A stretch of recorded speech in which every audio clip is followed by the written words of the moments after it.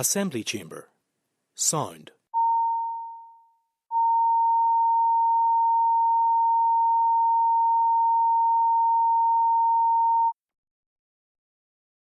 Assembly chamber.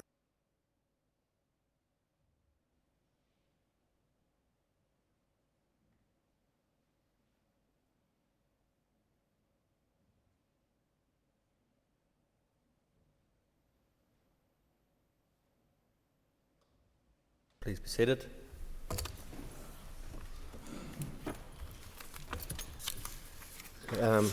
First item today is member statements, and I call Cathy Mason.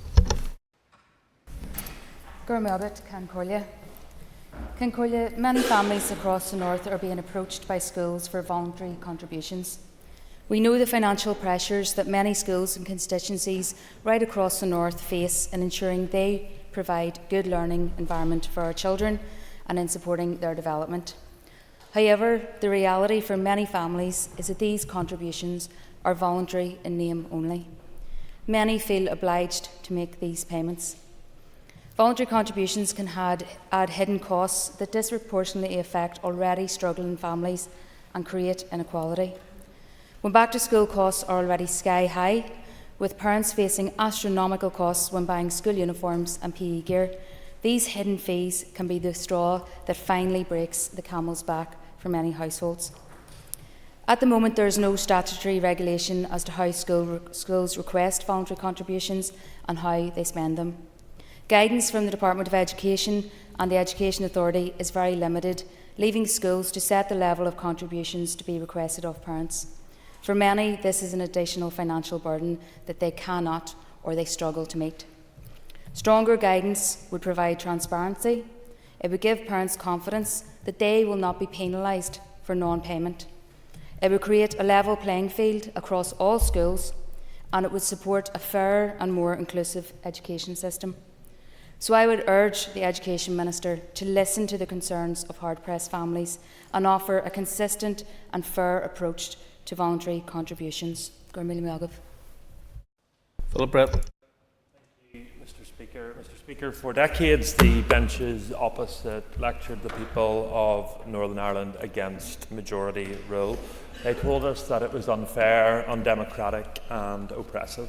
Yet today in Belfast City Council, with the help of the Alliance Party, they are imposing minority rule on the people of Belfast by introducing a scandalous policy that Irish language street signs can be enforced upon communities with just 15% support.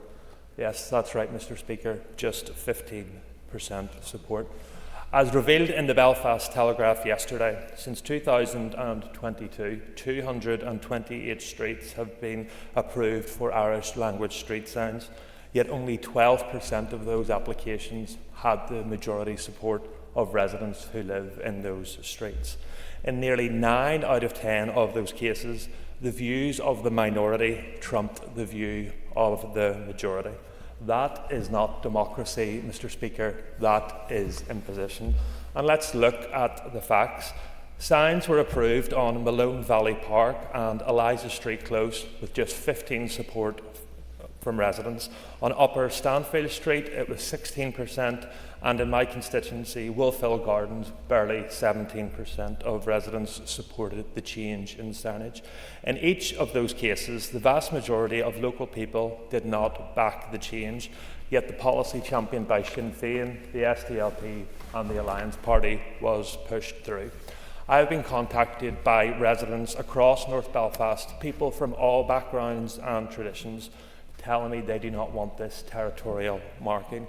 They want to be left alone by Belfast City Council and the council to get on with their job of emptying bins, cleaning the streets and providing proper play park provision. And while this flawed policy rolls ahead, the cost continues to spiral. £170,000 has been spent on these signs to date, with 1,200 still to be erected. This is money that should be spent on overcoming the crumbling of our city centre, shops closing and businesses leaving Belfast. Parties talk about respect, Mr. Speaker, but this policy delivers the opposite, forcing minority rule on streets when the majority have been ignored. And when they don't like, Mr. Speaker, the answer they get from the resident survey results, don't worry, they'll just resurvey them until they get the results that they want. Our message in Belfast City Council is clear. Although we are a minority, Mr. Speaker, we will continue to speak up for the majority, and I trust the Alliance Party will once again U-turn on this disgraceful policy. Peter McReynolds. Thank you, Mr. Speaker, and I rise today as Chair of the All-Party Group on Active Travel in response to today's Northern Ireland Audit Office report on active travel in Northern Ireland, and sadly, the findings were precisely what we expected. Under the Climate Change Act, the Department for Infrastructure is required to spend 10% of the transport budget on active travel. If this was the case, £85 million would have been spent annually, but they have now only spent a total of £50 million. Moreover, we are seeing the department take a creative approach to this, with street lighting repair and footpath repair being considered appropriate spend from the active travel budget. And Mr. Speaker, I see what they're doing with this approach, but unfortunately this will not increase the amount of people walking, cycling or wheeling to get around. Active travel has the ability to make a positive impact on how we move around our towns and cities. It has benefits for health, the environment and our economy, which are going unrealised through repeatedly being forgotten and ignored. The underinvestment and lack of targeted investment makes it obvious as to why targets are not being met. Although £50 million has been put towards active travel, what has this actually achieved? The 2015 bicycle strategy aspired to 20% of all journeys less than a mile being cycled by 2025, but unfortunately it's presently only 1%. COVID represented an opportunity for us to reimagine how we get around, given less cars and vehicles on our roads. In Paris, where I used to live, the mayor ordered immediate changes, and now it's completely unrecognisable from what I used to know. In Belfast, we got some cones on Hill Street which were driven over, and pedestrianisation is now only being presented as an experimental scheme 5 years later. Mr. Speaker, I commend the active travel and cycling lobby, who are calling for strategic investment and collaboration with key stakeholders to ensure the success of active travel problems. But it also takes the will of this Assembly and the will of departmental officials. Active travel in a place the size of Northern Ireland should be a no-brainer, but instead what we are seeing is failure to get the basics right early on, and we're cobbling things together in regards to what we know works later and at expense. I call on the Infrastructure Minister to listen to the Audit Office report today and work with the All-Party Group on active travel, the lobby and the Infrastructure Committee to deliver the necessary changes that are making getting around easier, safer and cleaner with active travel. Thank you. Robbie Butler. Thank you, Mr. Speaker. And I rise today to mark Non-Speaking Awareness Day. And I want to be absolutely clear. We must not just allow this to become another date in the calendar, that we raise awareness and move on. I want to issue a challenge to all the members today, a challenge to every one of us, and actually those beyond this chamber, to stop for a moment and recognise perhaps the most undervalued human right of all, and that is the right to communicate. Because we must remember that just because someone can't speak, it doesn't mean that they don't understand. We wake up every morning, we speak without thinking, which is patently obvious sometimes, perhaps even from myself. We debate, we interrupt, we shout across the chamber, we treat speech like air. Invisible, automatic and always available. But for thousands across Northern Ireland, including children with autism, stroke survivors and people with degenerative conditions, speech is not guaranteed, and for some it's impossible. It's a work, it's a frustration. It is silence misunderstood sometimes as disinterest. It is intelligence trapped behind a barrier that others mistake for absence. So let me say it plainly. We do not value communication until it is taken from us. So this day serves as a reminder to support and advocate for non-verbal individuals, ensuring that their voices are heard and that their rights are respected. So today is not just about empathy, it's about urgency. Urgency for better access to assistive technology. Urgency for training so that our public services can truly listen even when no words are spoken. Urgency to treat non-speaking individuals not as silent but as unheard. And on Non-Speaking Day, I ask not for sympathy, but for accountability and some awareness raising. And if we pride ourselves in this Assembly on giving voice to the voiceless, then let us begin by ensuring that silence is not mistaken for invisibility. Thank you, Mr. Speaker. Durgan. Thanks, Mr. Speaker, last week in this chamber, the First Minister said the North West is thriving. The response from my constituents in the interim has been one of disbelief.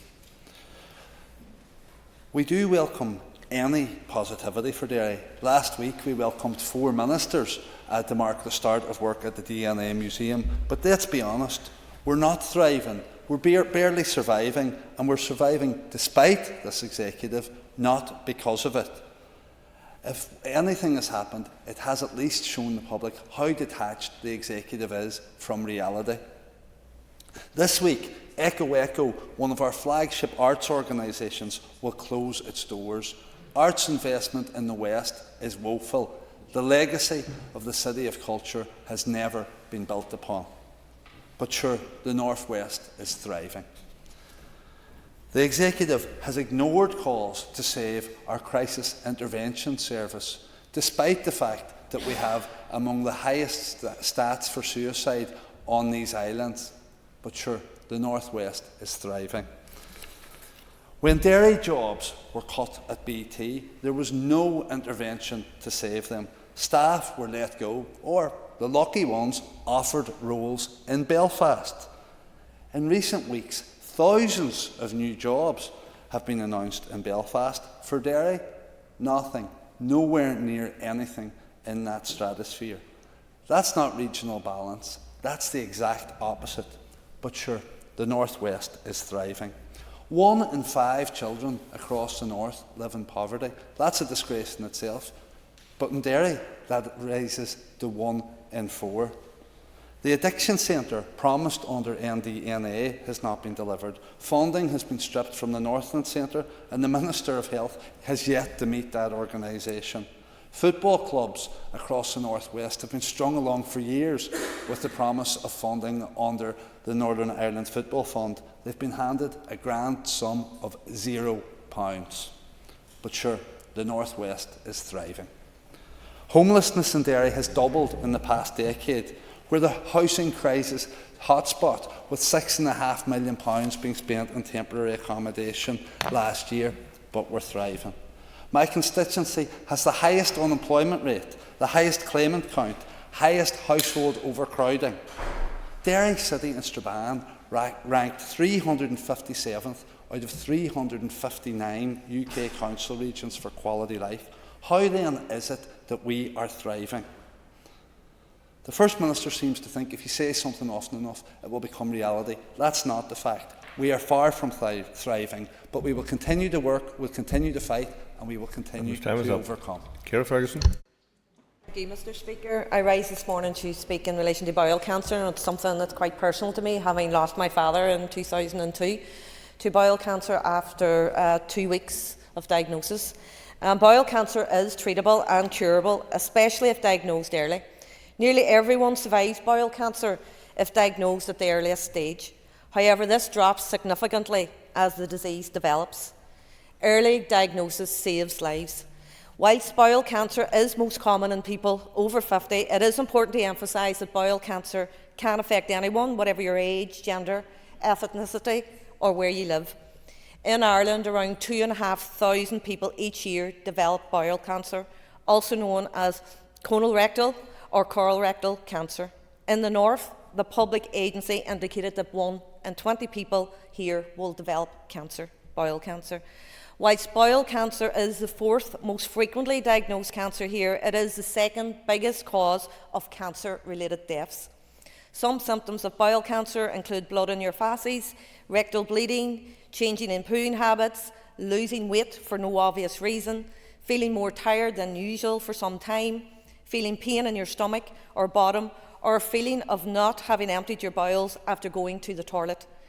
If you have even one of these symptoms, or if you're worried about any changes, you should ask your GP about accessing an at-home kit, something that I have received recently. Our Cancer Strategy 2022 to 2032 has committed to reducing the sensitivity levels used in faecal immunochemical testing, FIT testing here, which check for hidden blood in stool samples. It is also committed to lowering the age eligibility for our bowel cancer screening programme in to 50 years. It is currently offered to those aged 60 to 74. I recently asked the Minister for Health in respect of these commitments, and he has outlined that whilst this is ongoing, it will be reviewed in the context of financial and capacity challenges within supporting services. I would like to remind the Minister today that for the fourth most common cancer to be the second biggest cancer killer here, this is evidence enough of the need to urgently deliver the expansion of this life-saving programme. Thank you. Alan Robinson. Thank you, Mr. Speaker. In the early autumn of 2024, the then Infrastructure Minister, John O'Dowd, announced a £2.6 million active travel scheme on the A2 Clooney Road, Ballykilly, which commenced in late 2024. The 1.6 metre active travel scheme was touted to improve facilities for pedestrians and cyclists, as well as resurfacing of the carriageway. Minister O'Dowd said it would increase opportunities for walking, wheeling and cycling. He also asked road users for their patience while this scheme is carried out. To facilitate the work, temporary traffic managements would be in place for a period of 33 weeks. The scheme removes what was once a hard shoulder, which on many occasions was used for vehicles to pull over to allow ambulances and emergency vehicles to pass on this exceptionally busy key route in the northwest.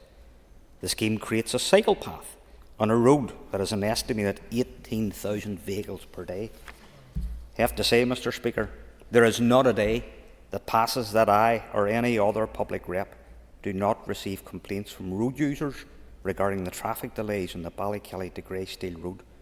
In my 20 years of public life, I cannot recall so much frustration and anger at a road scheme that has been touted by so many members of the public as a total waste of public money. The huge tailbacks are hurting the people of Ballykilly. It is hurting Greysteel. It is hurting the people of Londonderry and everywhere in between. With recent news indicating that the scheme has been extended into early 2026, it is incumbent upon the Department to act now and put measures in place to mitigate against further daily delays for fed-up drivers. I asked the Sinn Féin Minister why the completion of the Clooney Road Active Travel Scheme could not be carried out in the evenings. Unlike other traffic schemes that were carried out in the evenings that were subsequently met with objections due to late-night noise, this scheme does not impact on any populated residential areas and therefore would not be faced with similar public anger, whereas the public anger in this region is palpable. Public representatives are in post to act in the best interests of the public. The Minister's Department have said recently that they're going to assess the management of the traffic. The Sinn Féin Minister needs to do more. She needs to listen to the people of that region, and she now urgently needs to act. We need our potholes fixed rather than more active travel schemes. Andy Donnelly. Mr. Speaker, this really was a summer for sport on the Antrim coast. In my East Antrim constituency, Glenarm held the 33rd All-Ireland Coastal Rowing Championships. The event returned to the north for the first time in 12 years and delivered one of the most successful weekends in memory. It was entirely volunteer-led, delivered by the Antrim Coast Rowing Association and the Irish Coastal Rowing Federation, who put over a year of work into making it happen. 550 crews from 36 clubs travelled from across the island, bringing with them their families, supporters and spectators. 10,000 people attended across the weekend, and the impact was felt throughout the village and along the coast. The scale of this event also drew significant media attention, with 2 featured pieces on BBC News, coverage across local and regional press, and radio pieces on both Radio Foyle and on Radio Ulster. The Department for Communities featured the occasion in 2 promotional videos and social media, which was full of positive reflections from clubs that had travelled, praising the organisation, the setting and the welcome they received, and the promise that they would return. Every local business felt it. Accommodation was booked out all along the coast, and there was a real buzz from the first race until the final medal. The impact goes way beyond money and promotion and goes right to the heart of communities, not just in my constituency but across the island. Local clubs were central to that success. Castle Rowing Club made history this year as the largest club in the competition, entering a record number of crews and taking home 13 medals. Whitehead Crews added 7 more medals, with Carnlough securing 3 and the Glens and Glenarm 2 each. Clubs have already told me that this event was a huge increase in interest for next season, and this has been an amazingly positive result for our community.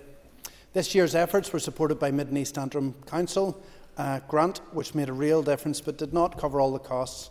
Ongoing support is essential if we want to see these volunteer-led events with real community impact return. Locally, one of the biggest clubs on the island, Castle, have struggled to get facilities for years, and newer clubs like the Glens need support to get equipment. Clubs like Carnlough, who have been around since the 1800s, need that support to retain the legacy and the heritage that they have. The success of this year should not be the exception, nor should it take another 12 years for the championship to come back. With the chance that it may come back in 2027, we need to use this time to invest in this sport and our clubs, especially where they can offer our communities so much and bring so much positive recognition with events like this to our coastline. So I want to place on record my thanks to everyone who made it happen, and to say that our local community did us proud. And I have no doubt that the legacy of this championship will last for many years to come. Thank you. Thank you very much, Mr. Speaker, and I want to begin my remarks by reading into the record an open letter that Mr. Paul Toombs sent to the Justice Minister last week. Dear Minister Long, I am writing to express my profound disgust and sense of betrayal regarding your comments on the Nolan show. I was horrified to hear you equate the actions of terrorists with the experience of innocent victims. You said, when you talk about people who have done really bad things, often really bad things have also been done to those people, and that's part of the point where they were willing to do those things. This view is not only factually wrong, but deeply insulting to my family and countless others who have suffered at the hands of those who chose to inflict pain and misery. My family never had a choice. We never lifted a gun. We never planted a bomb. My father, Ivan Toombs, was murdered in service of his community. He sacrificed his life to keep the peace. True reconciliation can only ever be built on truth and justice. Your words and your actions have only deepened mistrust. Doug Beattie called Mrs. Long's words an appalling contribution which blurred the line between victim and perpetrator. My North Antrim colleague Mr. Frew described her position as diabolical. I agree with both statements. My question today is, do the DUP and the Ulster Unionists still have confidence in the Justice Minister? I remind the House Mrs. Long is unique in the Executive. Mrs. Long is Minister of Justice because this Assembly voted to make her Minister of Justice. And the record shows that only Jim Allister opposed her appointment. So, what now? Are the DUP and the Ulster Unionists happy to sustain a Justice Minister who can't grasp the difference between a victim and a victim maker?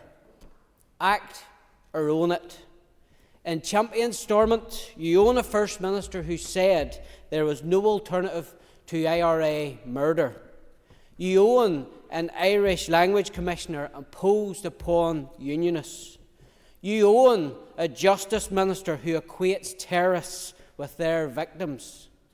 Own it or do something about it. Yesterday I lodged a motion of no confidence in the Justice Minister in the Business Office. If colleagues agree with me that she should not hold office, then go and sign my motion, or indeed table your own and I will sign it. But if you do nothing, then you will own yet another failed feature of this Stormont Executive. Lorch in Yeliga, Don Rakchis Shaw. A Chiarja, Vi Shakton Fasakta, or Yonu Oregon, or Shul and Shakton Shawkacha. Shakton Lena Dugtar Desh, Doing, or Nuhrakt, a Atnyartu, Dochinu, a Hawalan Bahadini. It's more agam Kush and Joniha Oregon, no Uwulme, Ludahi Magayan, Agus Lena Winchir, Savlian Fiha Fiha. It's more agus is róhór a chuí sé I bhaim orm. Yalmuid dóibh go neanimis gach a ró ar an gumas leis an glí nua a chur bhaim, agus tá mé brodúil gur cholaíonn muid chomáid le daoine eile an gealtanas sin. Curú glí dathí a bhaim agus is céim óhar chun tosaí é. Na bíú aon áras an tá glí dathí ag samhail batha daoine. Ach ní hé sin dearad an scéal, afach tá céad 60 is 3 gunne ar líste feitheamh ó bhí an nuirí an. Ó chur an rinn sláinte stad Sheladach le factas fasachta poblí faoi láthair, tá sé rith áhachtach go núsid de muidne mar anna dathí poblí. Ar an leabhar agus ar an lás, cainte le cúiseanna a habalan batha daoine a chur chun cin. Bhí ga gréomhfuinte an I seachtain na fasachta ar dionú organ. Ní mór do dhaoine smaoinú ar chláirú mar dionseoirí organ, agus ní mór do dhaoine a mbeanta maidir lena orgáin a chur in úil den léachta. Gur mai agad cean cóide. John Buchanan. Thank you, Mr. Speaker. The A5 has been the subject of much debate in this House in recent weeks and months, and again it bears mention again today. The ongoing delay as we await the outcome of the appeal by the Minister and her department against the court judgment is currently causing uncertainty for farm businesses and much concern for the families who have lost loved ones on the existing roadway. And we can never mention the A5, but first and foremost our thoughts are with the families who today have a silent voice, an empty chair in their home, and every day as we travel that road we are reminded of the devastation caused to many families, and our sympathies are with them today. However, there is a second set of victims that are so often overlooked, and that is the farming community. Landowners and farm families whose livelihoods have been placed in limbo for well over a decade, with third and fourth generation farming families facing great uncertainty for their future business. Their lands were vested, groundwork undertaken which saw land left in such a state that it is unable to be farmed, and disruption above measure caused to many of these businesses. Driving through the constituency of West Tyrone, it is devastating to see the hundreds of acres of farmland that has been left in such a deplorable condition. No one can deny that the A5 project is a key economic driver for the West, bringing with it regional balance, better connectivity and employment. But our farmers, our businesses, our victims, our local people need clarity on the future of this project, with millions of pounds having already been spent, and all that we see for it is a devastation to hundreds of acres of farmland. This isn't good enough. It's totally unacceptable. It has to be recognised that the handling of this scheme has been deeply flawed by the Minister and her department, and seeking to get information from the department to provide clarity for the farming community is like trying to take blood from a stone.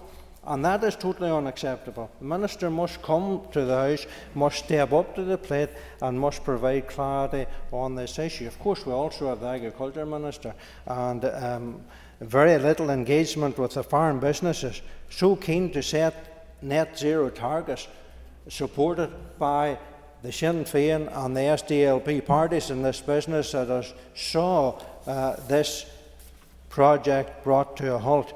When will they come back to this House with proposals to reduce those targets to allow these projects to proceed? It is, if this were to happen, Mr. Speaker, in any other business or in any other political jurisdiction, heads would roll. Call Kelly Armstrong. Ms Armstrong, if you could confine remarks to 2 minutes, please. Thank you. Thank you, Mr Speaker. Due to the state of my voice today, I'll not take too long. Mr Speaker, tomorrow is the 1st of October, and it's amazing how quickly years pass by, but starting from tomorrow is Baby Loss Awareness Month. I rise today to talk about this because, as others have heard in the House, I think it's important that we recognise the number of children who are born asleep or born too early, and I think it's very important to break the silence about baby loss. I've been very open about my own history of my 14 children. 13 sadly have not made it to be with us, but I have one very special daughter, and I hold her close to my heart. But for all those families, all those mums and dads who don't get to hold their children to their hearts, but hold them in their hearts because they're not with them, I think it's important that this month we take the time to recognise the hurt and the pain, and that the 1 in 4 pregnancies that end without a baby.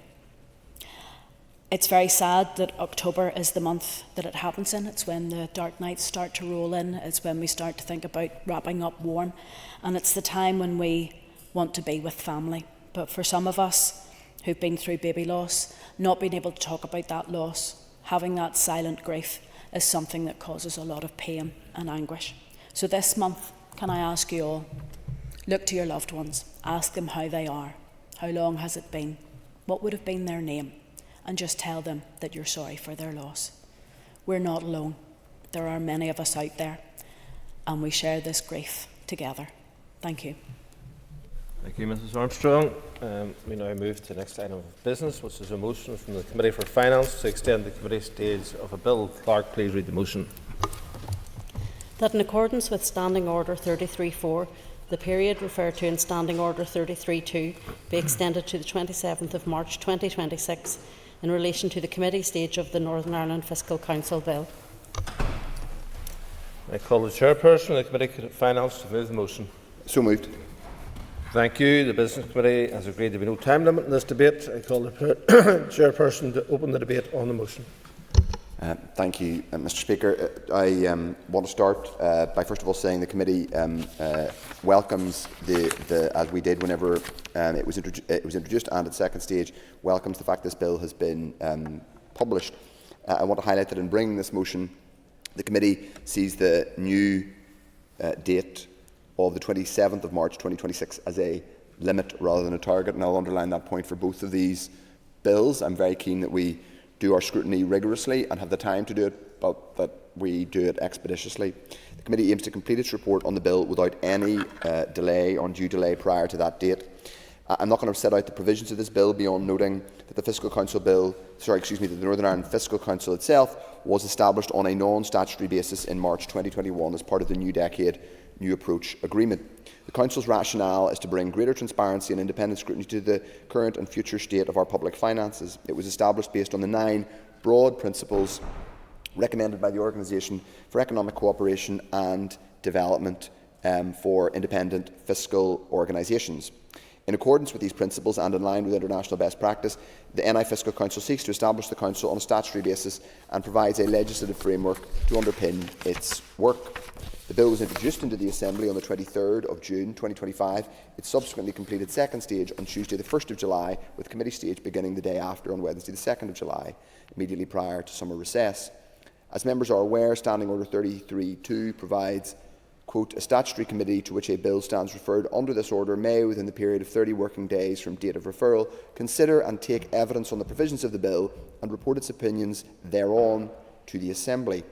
Without an extension to the committee stage for the Fiscal Council Bill, the last day of committee stage would have been Tuesday the 7th of October, or will be if we don't pass this motion. That's obviously next Tuesday, when the committee would be required to lay its report on the bill. To meet this deadline, the committee would be likely to have to forego an appropriate level of scrutiny of the bill. This might well result in the committee receiving criticism for not sufficiently scrutinising the bill. Upon its establishment in 2021, the Chair and members of the Northern Ireland Fiscal Council developed a communications and engagement plan to clearly articulate the remit of the Fiscal Council and engage with relevant stakeholders, including a range of consultations with the Minister of Finance, the Finance Committee, other members of the Assembly, government officials and economic commentators. As the policy consultation, and I should say they had their, I don't know if it's their third or fourth annual conference just the week before last, and I would encourage any members who want to attend to get in touch. There won't be obviously another one for some time, but they really are doing a very good work in terms of communicating their work and their role. As the policy consultation carried out by the Fiscal Council was extensive, no further consultation was carried out. Therefore, it's imperative that key stakeholders be approached to give evidence on the bill. These stakeholders are time-constrained individuals or organisations. Therefore, the committee must offer a level of flexibility to give evidence and to appear in front of the committee. This represents a certain level of risk, as the committee must have scope to consider responses to the call for evidence, and potentially there may be a need to call further witnesses. Additionally, to allow the committee to deal with any issues raised, an extension to the committee stage is required that also recognises the Halloween and Christmas recesses. It is also important to reflect the committee's wider work programme, which at this point includes scrutiny of the first multi-year budget in a decade, we hope, as well as supporting other committees in their scrutiny of the 5-year business plans, the Administrative and Financial Provisions Bill, which we're talking about next, an inquiry into civil service reform, and several other bits of pressing scrutiny. The calculation of a bill scrutiny timetable generally includes an 8-week call for evidence, with both written submissions and survey responses, hopefully having been received. A number of in-person evidence sessions during committee meetings, and obviously sufficient time needs to be built into the timetable, particularly given issues that may arise in oral evidence that require further investigation. Other business of the committee to be progressed in a timely manner, as well as thorough consideration of the bill. Members will be aware that the committee will also be scrutinising simultaneously the Administrative and Financial Provisions Bill. So, in requesting that the Assembly supports this extension, the committee asks that members give us the possibility, that members give us the flexibility we need to discharge our statutory scrutiny role with respect to this bill. At its meeting on the 17th of September, the committee agreed this motion to extend committee stage along with a revised committee timetable. So, Mr. Speaker, this is an extension that we believe is necessary in order to give this bill the time and scrutiny it deserves. But I would underline in my role as committee chair that I am strongly of the view that this is a limit rather than a target. I do not expect or want to be coming anywhere near this chamber again to do anything other than debate amendments rather than ask for a further extension. So we commend this motion to the House and seek members' approval. Thank you. The question is that the motion stand in order. Paper be agreed. All those in favour say aye. Contrary, if any, no. The ayes have it. The ayes have it. The next item of business is another motion from the Committee for Finance to extend the committee stage of a bill. Clerk, please read the motion. That in accordance with Standing Order 33.4, the period referred to in Standing Order 33.2 be extended to the 27th of March 2026 in relation to committee stage of the Administrative and Financial Provisions Bill. I call the chairperson of the committee to move the motion. So moved. Thank you. The Business Committee has agreed there is no time limit on this debate. I call the chairperson to open the debate on the motion. Thank you, Mr. Speaker. I want to start by saying again, as I did the last time, that the committee welcomes this bill. This is Administrative and Financial Provisions bills are something that come along once in a while, but we haven't had one here for more than a decade, and this is for that reason, this is a more substantial one at the most. The committee sees this 27th of March, which is the new proposed date to end committee stage, as a limit rather than a target, as we did with the previous bill, the Fiscal Council Bill. We aim to complete our report on the bill without any undue delay prior to that date. I'm not going to go through the provisions of the bill, beyond noting that, as I just said, Financial Provisions Bill, which deal with administrative matters or give departments powers to either spend money in certain ways or levy fees in certain ways, come along at semi-regular intervals to deal with routine financial matters which require amendment to governing legislation. Many of you who will have heard during debates on estimates documents complaints about what the use of the black box, that is a device to use the budget acts to authorise spending where no freestanding legislative provision exists. These bills are designed to tidy up those anomalies and to minimise the use of what is called the sole authority of the Budget Act. In developing the bill, the Department of Finance sought inputs from other departments. A number of departments indicated miscellaneous administrative matters that they wish to be included in the bill. Therefore, the bill gives effect, and this is where it is different from the previous bill, the Fiscal Council bill. This bill gives effect to policy proposals for DAERA, DFC, DFE, DFI, TEO and DE, as well as policy proposals from the Department of Finance itself. The bill was introduced to the Assembly on Monday, 23rd of June 2025. It subsequently completed second stage on Tuesday, 1st of July. Monday, 23rd of June. It subsequently completed its second stage, as with the Fiscal Council bill, on the 1st of July, and moved into committee stage on the 2nd of July, just before recess. The standing orders in relation to Standing Order 33.2 states, I won't read it into the record again, Mr Speaker, because I did it for the last bill, and I'm sure members can refer back to what standing orders say about committee extensions. But as I said, without the extending this one to the committee stage would end next Tuesday on the 7th of October. We wouldn't have enough time to scrutinise it in detail.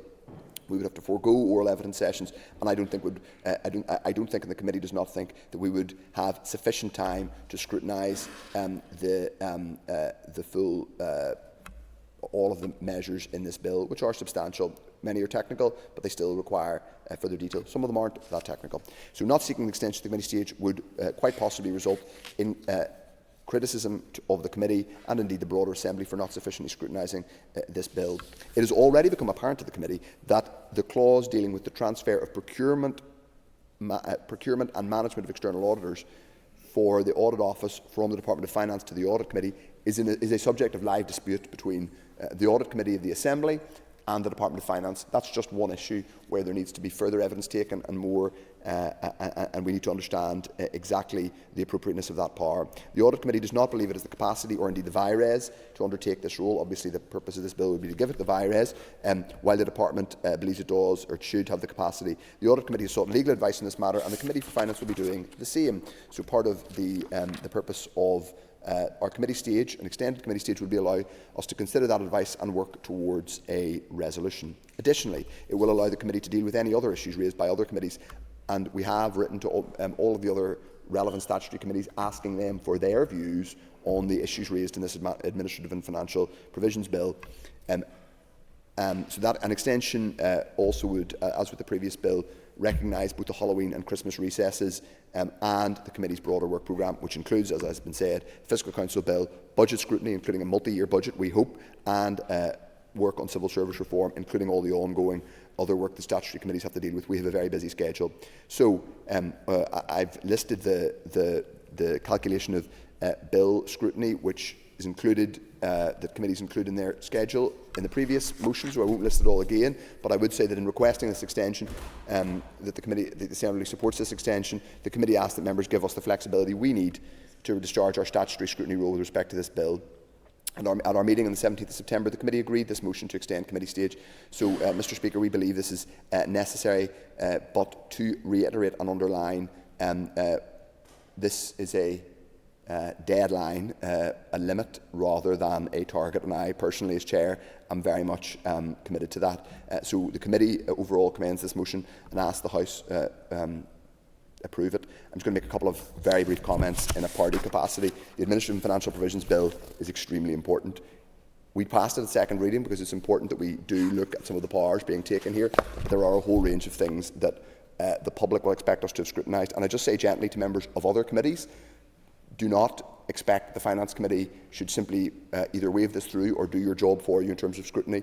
Just pick a few aspects out of this bill. It gives the Minister, who happens to be in the chamber for another bit of business, I'm not going to ask her to respond to it, but it gives her department the power to grade tourist facilities, to levy certain charges for tourism providers, for training. It gives TEO very sweeping powers to spend money on violence against women and girls, a huge and important subject, but we need to understand what those powers are. It contains powers around housing association fraud. It also gives the Department of Infrastructure the power to levy for smart passes. Those are something that are somewhat interesting to members, to people who are over the age of 60. I just say gently to members, these are really big powers. It's really important that we scrutinise them.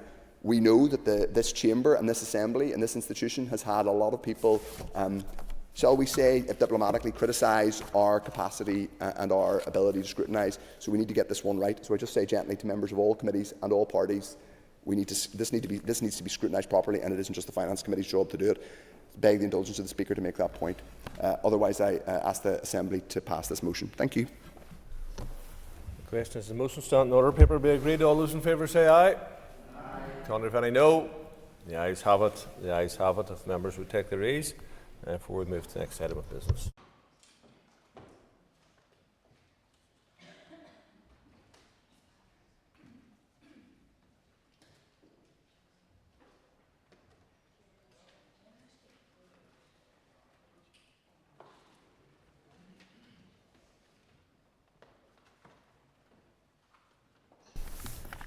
Okay, members, the next item of business is a motion on addressing skills gaps between young people and businesses. Clerk, would you please read the motion? That this Assembly notes the importance of promoting economic opportunity to deliver social justice and a truly reconciled society, recognises the significant job creation delivered by investment in Northern Ireland over the last few years, acknowledges that a lot of that investment was based on the linkage in skills development between higher education and businesses in receipt of investment, regrets that opportunities are being missed because too many skills gaps remain and there are too many occasions when that skills linkage does not exist, expresses support for prioritising support into skills development and employment for the 19,000 young people in Northern Ireland not in education, employment or training, and calls on the Minister for the Economy to establish a talent development strategy similar to SkillNet Ireland and other similar agencies in Europe to ensure greater alignment between skills development in further and higher education and what businesses actually require. Thank you. I call David Honeyford to move the motion. Thank you, David. So the Business Committee has agreed to allow up to 1 hour and 30 minutes for this debate. The proposer of the motion will have 10 minutes to propose and 10 minutes to wind.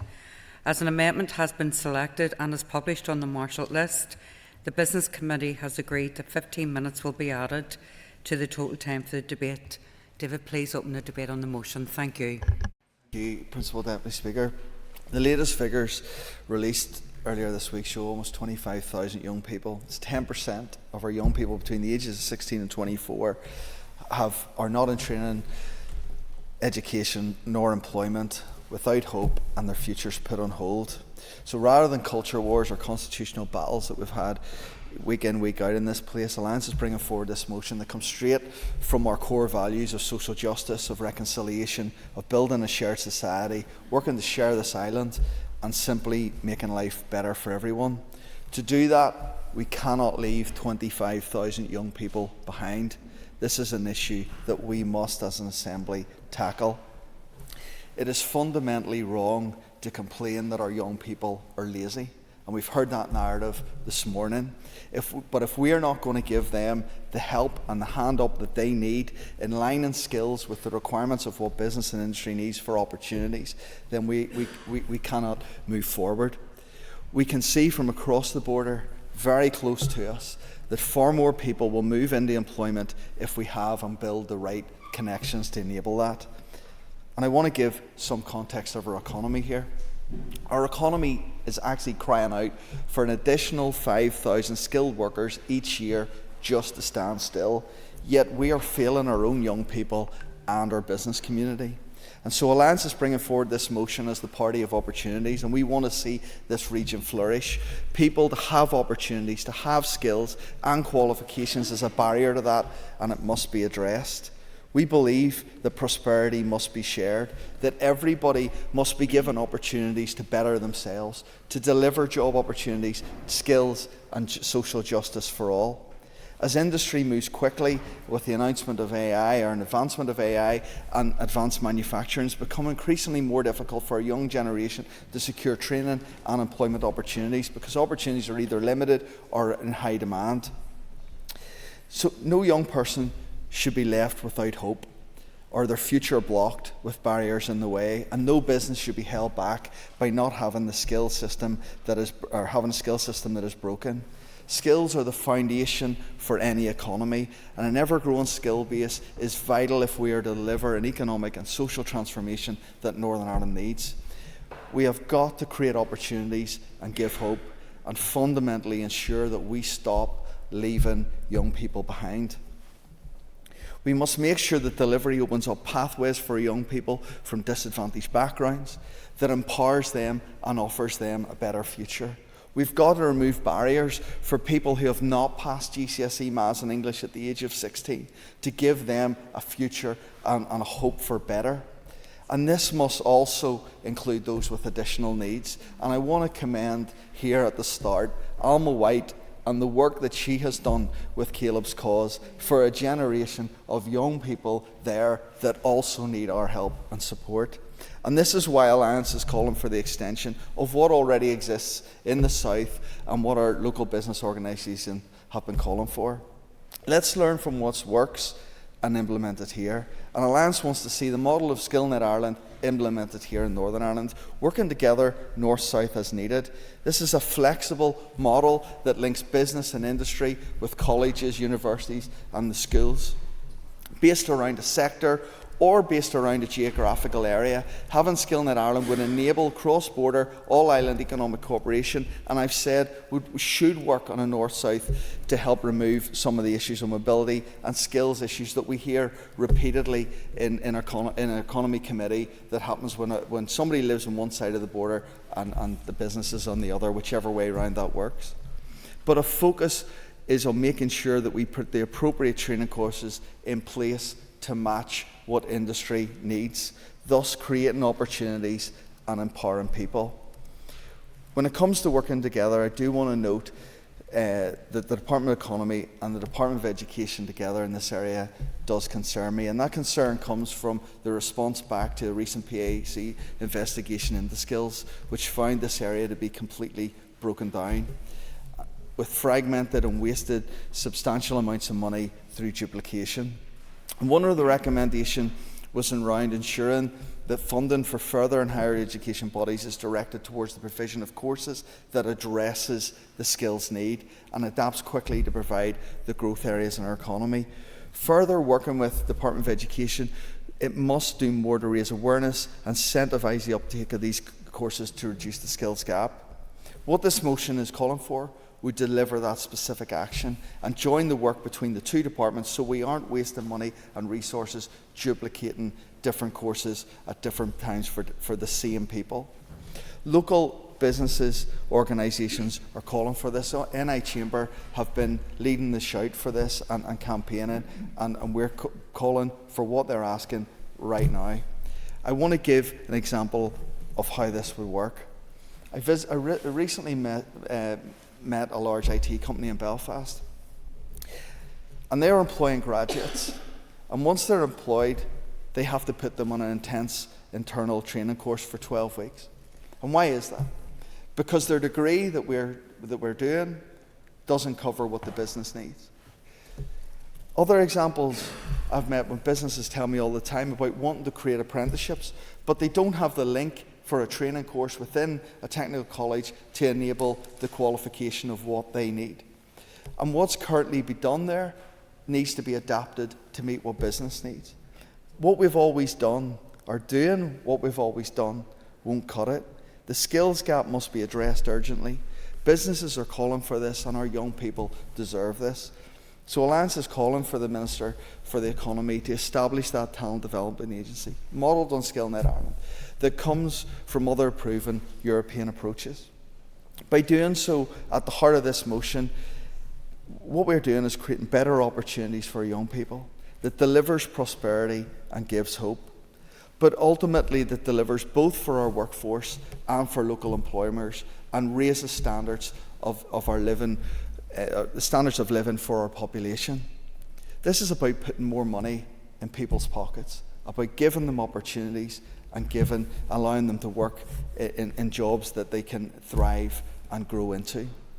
A shared future, a reconciled and practical example of a shared island, delivering social justice, integration that delivers better. I just want to quickly point to the SDLP amendment, and I can't support the SDLP amendment as it changes and the call of the motion by removing extending SkillNet Ireland to Northern Ireland. I've addressed how it would work and how it should work on an all-island basis. The same system should work. But simply to say for the Minister to pass responsibility onto a new body that doesn't exist, importantly, there's no plans in the South to even make it exist, that puts ideology in front of the betterment of people. And Alliance want this betterment right now. Sharing this island is fundamental to me, fundamental to Alliance, but that means providing leadership and government here and now to deliver what our young people need right now and what our business community needs right now. That cannot be ignored and it can't be bypassed. Thank you, Principal Deputy Speaker. Thank you, David. I call on Sinead McLaughlin to move the amendment. Moved. Thank you, Sinead. You'll have 10 minutes to propose and 5 minutes to wind, and all other speakers will have 5 minutes. Sinead, please open the debate on the amendment. Thank you. Thank you, Speaker. Firstly, can I thank the proposer of this motion and say that I really welcome the opportunity to speak on this important issue, which goes to the heart of Northern Ireland's economic future. How do we equip our young people with the skills that they need to succeed in a very changing economy? We should begin by recognising that in recent years investment has delivered important job creation in Northern Ireland. That is welcome, but if we are also honest, it is not enough. Too many opportunities are still being missed, too many people are being left behind, and too often investment is not regionally balanced. If we are serious about delivering not only prosperity but also social justice and reconciliation, then every community in Northern Ireland must share in the benefits of growth. Opportunity cannot be confined to the few, and investment cannot be concentrated in one corner of a region.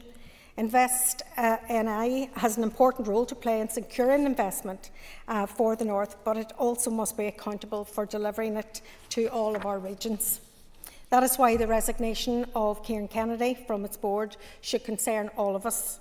He has made clear that he felt that the North West was being discriminated against and that the organisation was not committed to achieving regional balance. Our higher education institutions are central to that mission.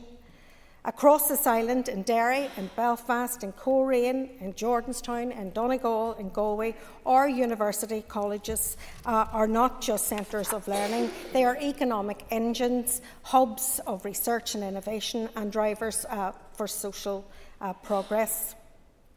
But they're under enormous strain. They are being asked to do more with less. The Department for the Economy too often skirts its responsibilities, and the crisis of funding is actually real.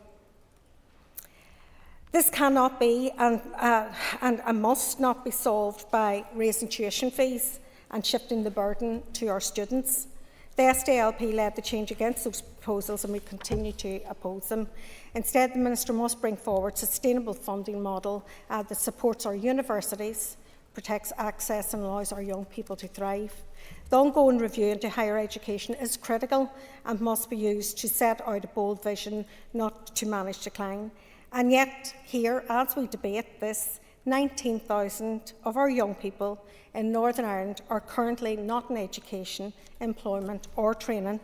That is 19,000 lives, 19,000 futures, and that's not just a statistic, it is an actual moral and social failure of this place. We need urgent action to expand apprenticeships, to strengthen pathways into further education, and to break down the barriers that stop so many of our young people from reaching their potential. And alongside that, we urgently need to see progress on the careers portal, which has been designed to link education, skills and employment. It must be delivered as soon as possible so that our young people can actually see clear pathways from study to work, and so that employers can have the confidence that their skill needs will be met. And that is why the expansion too of Magee University to 10,000 students remains a priority for us. It's not simply about numbers, it's about transforming the economy and society of the North West. And it's about saying that young people, their future does not have to be elsewhere. It can be built here and it can be built at home.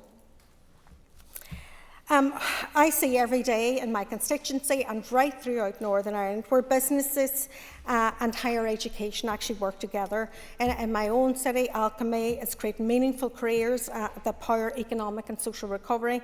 All States Future Innovators competition has given 3,500 young people in Derry and Strabane the chance to build vital digital skills, and that is exactly the type of collaboration we need. But we must also be clear, individual businesses cannot do this alone. That is where government must step up, and the SDLP agrees with the proposer of the motion that the best way forward is to establish a talent development agency. And Mr Honeyford did highlight the work of SkillsNet Ireland, and I would agree with him. This is an exemplar organisation that steers and supports skills and training programmes in partnership with education sector and industry. SkillNet has a really good record of improving competitiveness, of improving productivity and innovation in Irish businesses. Our amendment to this motion calls on the Minister for the Economy to work with her counterparts in the Irish Government and with higher education institutions across the island of Ireland to create an all-island talent development agency, and it could be SkillsNet Ireland. We're not being prescriptive about it, but it has to be. We do believe that it's important because the challenges that we face as an economy here does not stop at the border. Skill gaps don't stop at the border. Business needs do not stop at the border either. And we already have economic corridors that need to be unlocked. It is time that we created educational corridors too.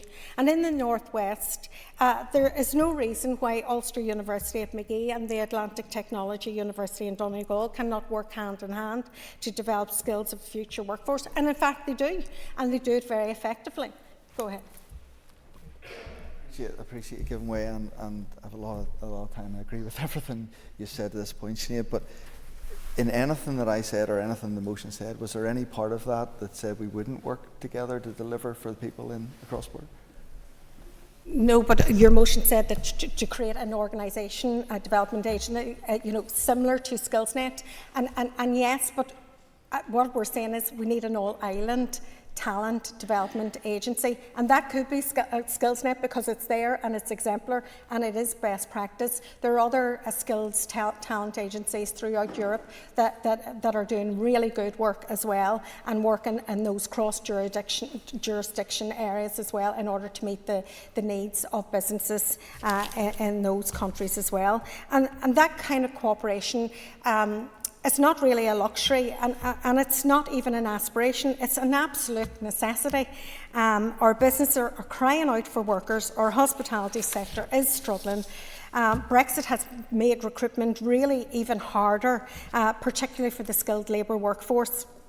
And if we fail now to invest in our people, in apprenticeships, in further education, in higher education, in cross-border collaboration, we will continue to hold ourselves back. The truth is, the island of Ireland has extraordinary potential, but too often we choose to neglect the opportunities that lie right here in our back door and across the border.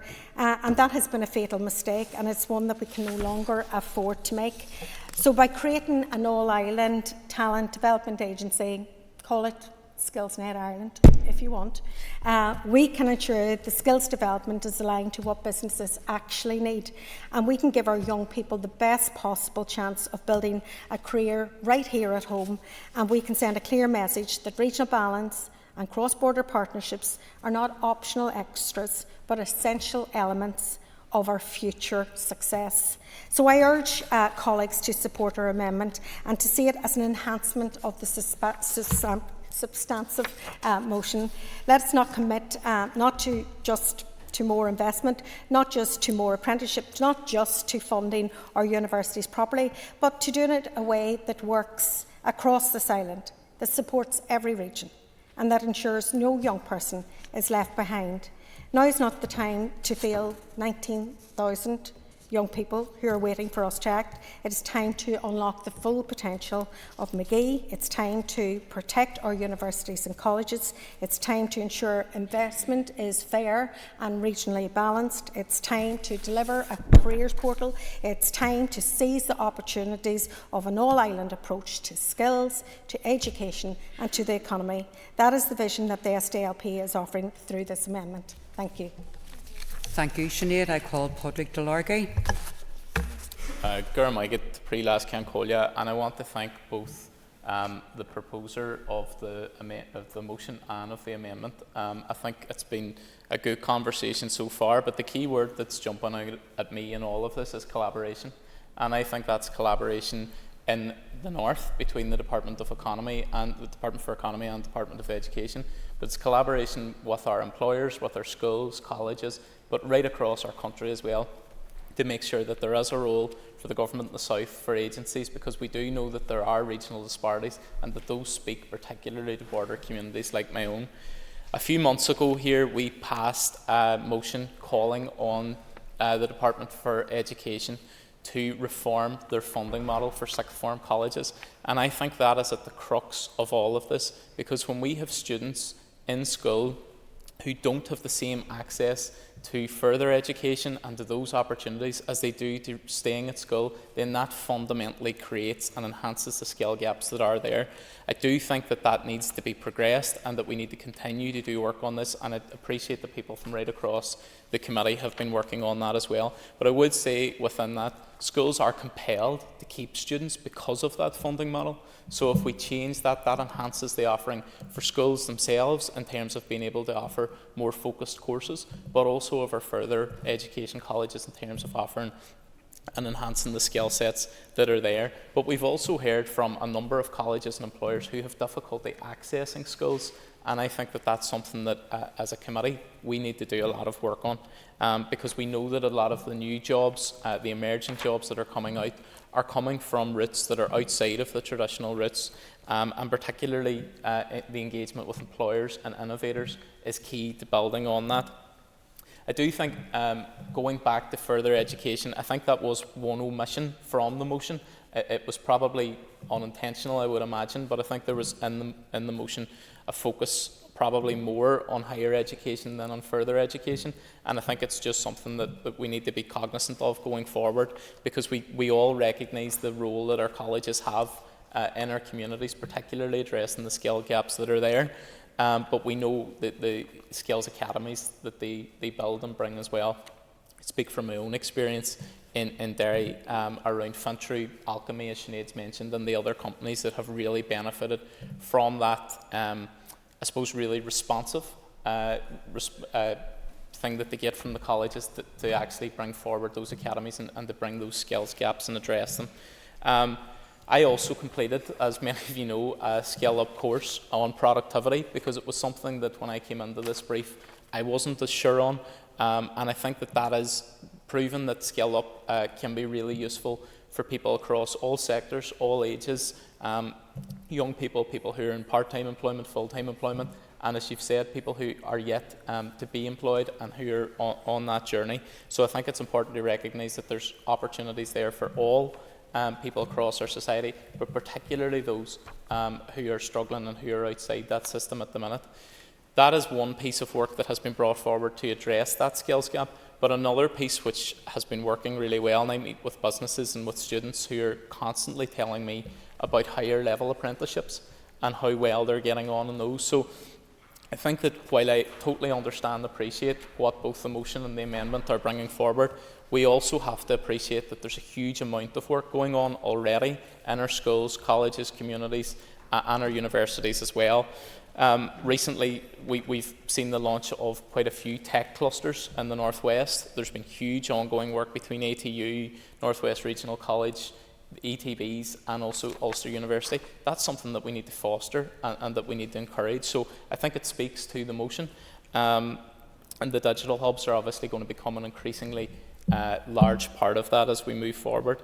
And members will know it is obviously a part of the motion that has been brought forward, but about the All-Ireland work that we as a party in Sinn Féin already do I've worked extensively on trying to get the CAO alignment in terms of result states, easier access from students from the north going to the south, and vice versa, because the reality is we do have an all-Ireland economy, we have similar skill gaps, and we need to be addressing those on an all-Ireland basis. So I think that I will be supporting the motion. I'll also be supporting the amendment, because I think it's important that we do look at this in an all-Ireland context, and we look at the skill gaps that we have right across the basis here. Where am I going?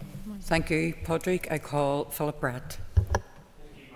Deputy Speaker, and I welcome the opportunity to contribute to this important debate, and I think the manner in which members have spoken today is reflective of the consensus that exists on our committee, that we want to see the best possible opportunities for all of our young people in every corner of Northern Ireland.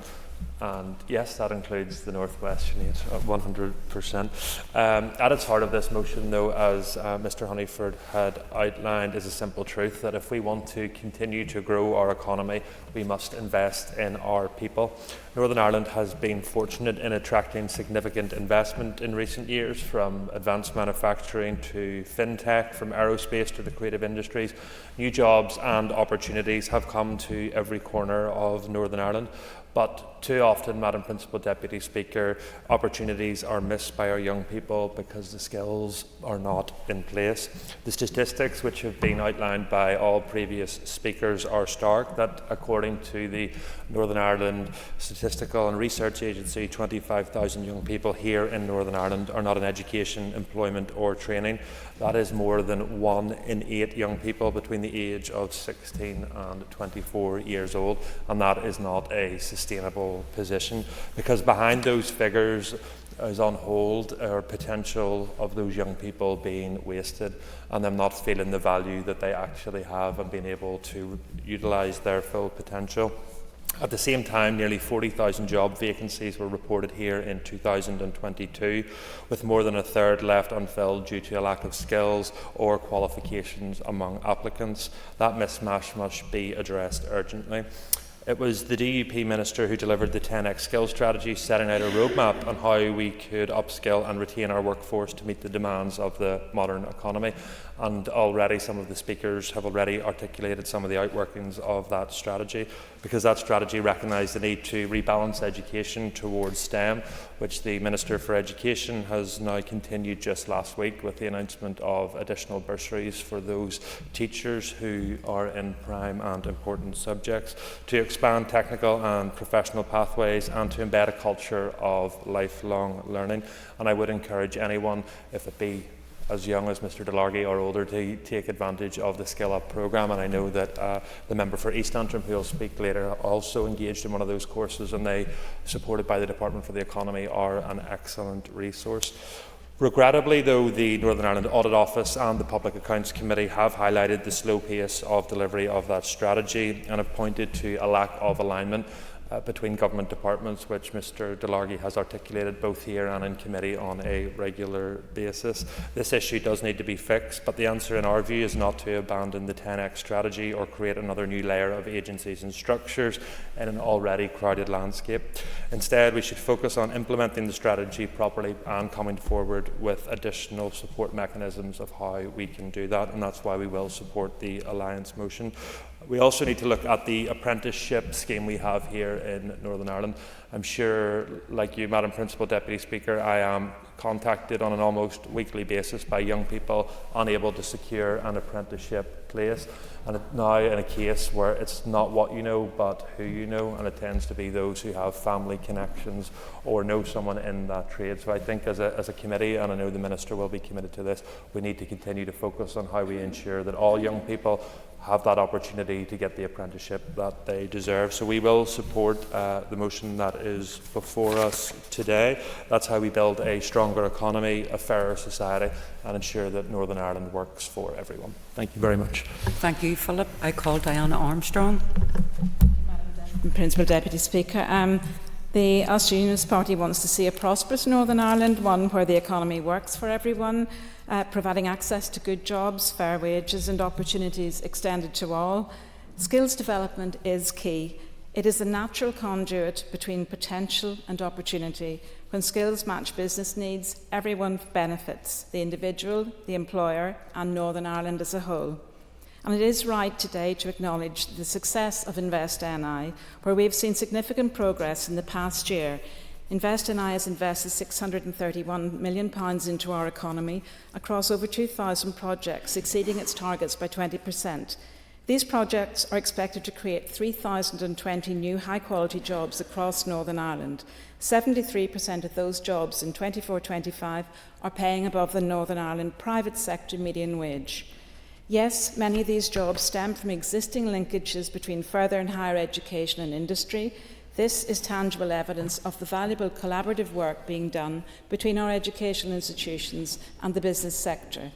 However, according to the UK Employer Skills Survey 2024, there are around 33,400 employees in Northern Ireland with skills gaps. Employers have told me directly that graduates often lack sufficient practical skills for the roles they are entering and require significant induction training. This suggests a clear gap in identifying and developing on-the-job aptitudes, even among our graduates. We have heard also about the 25,000 young people not in education, employment or training. That is equivalent to 12.4% of all 16 to 24-year-olds in Northern Ireland, and that is potential we want to see developed. The Ulster Unionist Party can see the merit in the motion, but looking to the amendment, we cannot support the amendment, as this is proposing creating yet another layer of unnecessary bureaucracy.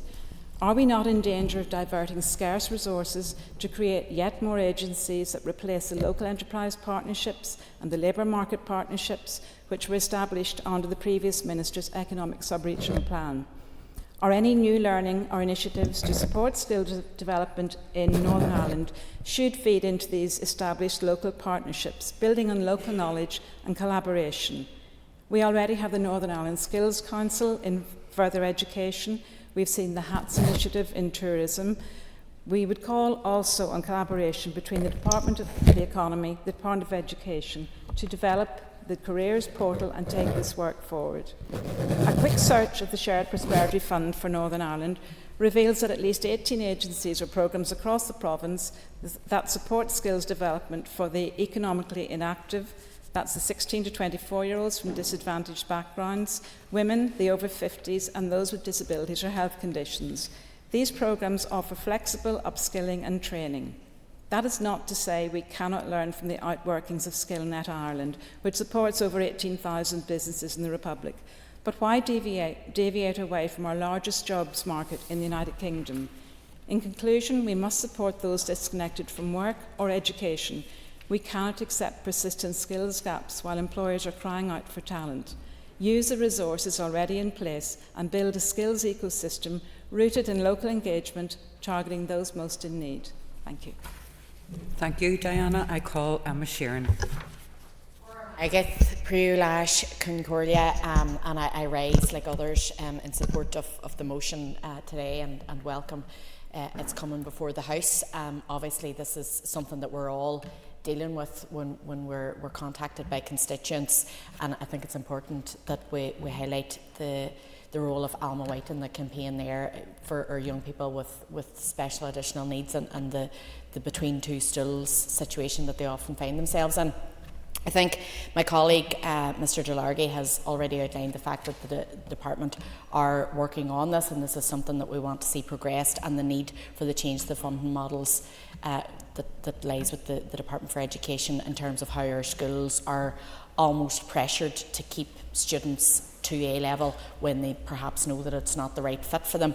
And I suppose in that regard, I would like to commend the work of schools, particularly in my own constituency, who are thinking outside the box and who are engaging with local businesses and showing our young people opportunities beyond the sort of traditional academic route. And I think particularly of St Colum's High in Ballinasgreen, who last year held a job fair and invited local employers and got young people talking to to people who they potentially could work with in the future, and showing people that there are different routes to success and there are different career paths open to them, and it's not always, you know, a GCSE A-level university route, which oftentimes doesn't work for people.